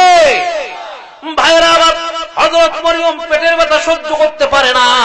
এবার হযরত জিবরাইল বলেন, এ জিবরাইল, আল্লাহ পাক বললেন জিবরাইল তাড়াতাড়ি করে চলে যাও, আর আমি সহ্য করতে পারি না, ফেরেশতাদেরকে নিয়ে চলে যাও, ডাইরেক্ট তোমরা তার খেদমত করার দায়িত্ব তোমরাই গ্রহণ করে নাও। আমার বন্ধুগণ, হযরত জাকারিয়ার কি বলে হযরত মরিয়মের খেদমত করার জন্য হযরত জিবরাইল ফেরেশতাদেরকে নিয়ে চলে আসলেন। এবার হযরত জিবরাইল এসে বলছেন, এ মরিয়ম, আর চিন্তার কোনো কারণ নাই, একটু উপরের দিকে তাকিয়ে দেখো, সুন্দর সুন্দর তাজাবাগা খেজুর ধরে আছে। ওই তাজাবাগা খেজুর তুমি যদি খাও তাহলে অবশ্যই তোমাকে আল্লাহ রাব্বুল আলামিন আগের মতোই শক্তি সম্পন্ন আল্লাহ বানিয়ে দিবেন। জোরে বলুন সুবহানাল্লাহ। মরিয়ম চিন্তা করলো, এখানে তো খেজুর গাছের সমস্ত খেজুরগুলি সব শেষ হয়ে গিয়েছিল, গাছ টাছ মরে সব শেষ হয়ে গিয়েছিল, কখন আবার হলো? আমার বন্ধুগণ, এবার হযরত জিবরাইল বলছেন, একটু নিচের দিকে তাকিয়ে দেখো, ঝর্ণার পানি সুন্দর করে বয়ে চলে যাচ্ছে। এই ঝর্ণার পানি পান করলে অবশ্যই আল্লাহ রাব্বুল আলামিন তোমার সমস্ত পেটের ব্যথা আল্লাহ পাক ভালো বানায় দিবেন। জোরে বলুন সুবহানাল্লাহ। আমার বন্ধুগণ, যাই হোক, এবার কিন্তু পানি পান করলেন, পেটের ব্যথা সঙ্গে সঙ্গে ভালো হয়ে গেল। জোরে কোন সুবহানাল্লাহ। এবার যখন খেজুর হাত ঝাঁকাই দিলেন, খেজুর তাজা পাকা খেজুর চলে আসলো। খেজুর যখন খাইলেন, সঙ্গে সঙ্গে আগের মতো শক্তি সম্পন্ন আল্লাহ বানিয়ে দিলেন। জোরে কোন সুবহানাল্লাহ। সুন্দর ঘুম ধরে গেল। এবার কে যেন ঘুমের ঘরে ডেকে ডেকে বলছে যে, এ মরিয়ম, অনেক কষ্ট করেছো, আর কষ্ট করার তোমার কোনো প্রয়োজন নাই, একটু তুমি ঘুম থেকে জাগো। তার কারণ হলো তোমার নিদর্শন স্বরূপ, আল্লাহর নিদর্শন স্বরূপ সুন্দর একটি সন্তান হয়ে গেছে। জোরে বলুন সুবহানাল্লাহ। শাল দুধ পান করাও এবং তাকে একটু আদর যত্ন করো। আর একটা কথা শোনো, গ্রামের মধ্যে যখন যাবে, গ্রামের লোকজন তোমাকে বলবে যে এই সন্তান তুমি কোথায় পেলে, অনেক তুচ্ছ তাচ্ছিল্য কথা বলবে, খবরদার তুমি তাদের কথার জবাব দিবে না। তুমি বলবে, আমি রোজা মান্নত করেছি, আমি রোজা আছি, অবশ্যই আমি তোমাদের কোনো কথার জবাব দিতে পারবো না। যা কিছু প্রয়োজন এই সন্তানকে জিজ্ঞেস করো, এই সন্তান তোমাদের সমস্ত প্রশ্নের জবাব দিয়ে দিবে। জোরে বলুন সুবহানাল্লাহ। আমার বন্ধুগণ, স্বপ্ন ভেঙে গেল। এবার তিনি স্বপ্ন ভেঙে গেল, দেখেন কি সুন্দর সন্তান হয়ে গেছে। আমার ভাইয়ারা, শেষ হয়ে গেছে 5 মিনিট, 5 মিনিটের মধ্যে শেষ হয়ে যাবে। আমার বন্ধুগণ, এবার যখন এইভাবে করে যখন উঠলেন সন্তান, এবার সন্তানকে নিয়ে গ্রামের মধ্যে গেলেন, গ্রামের লোকজন অনেক কথা বলতে শুরু করে দিল। হযরতে মরিয়ম কিছুই কথা বলেন না, যা কিছু বলেন এবার বলছেন, শোনো, আমি রোজা মান্নত করেছি, আমি রোজা আছি, এই সন্তানকে জিজ্ঞেস করো, এই সন্তান তোমাদের সমস্ত প্রশ্নের জবাব দিয়ে দিবে। জোরে বলুন সুবহানাল্লাহ। আমার বন্ধুগণ, এবার আল্লাহর কুদরতে ছোট্ট সন্তানের কথার জবাব আল্লাহ পাক ফুটাই দিলেন। জোরে বলুন সুবহানাল্লাহ। আল্লাহ পাক বলেন, ওয়া ইউআল্লিমুহুল কিতাবা ওয়াল হিকমাতা ওয়াত তাওরাতা ওয়াল ইনজিল ওয়া রাসূলান ইলা বানি ইসরাঈল। এ বনি ইসরাঈলেরা, খবরদার আমার মাকে তোমরা দোষারোপ করো না। আল্লাহ আমাকে পাঠিয়েছেন আল্লাহর অনুগত করে, আর সুন্দর করে আল্লাহ আমাকে হিকমত দান করেছেন, বিজ্ঞান শিক্ষা দিয়েছেন। আমি তোমাদের জন্য নবী করে আল্লাহ পাক আমাকে পাঠিয়েছেন, আর আমার কিতাবের নাম হলো ইনজিল। আমার মাকে তোমরা কখনোই দোষারোপ করো না। জোরে বলুন সুবহানাল্লাহ। সবার ভুল ভেঙে গেল, সবাই তারা আবার খেদমত করার জন্য নিয়ে গেল। জোরে কোন সুবহানাল্লাহ। আল্লাহুম্মা আমিন। ربنا ظلمنا انفسنا وان لم تغفر لنا وترحمنا لنكونن من الخاسرين।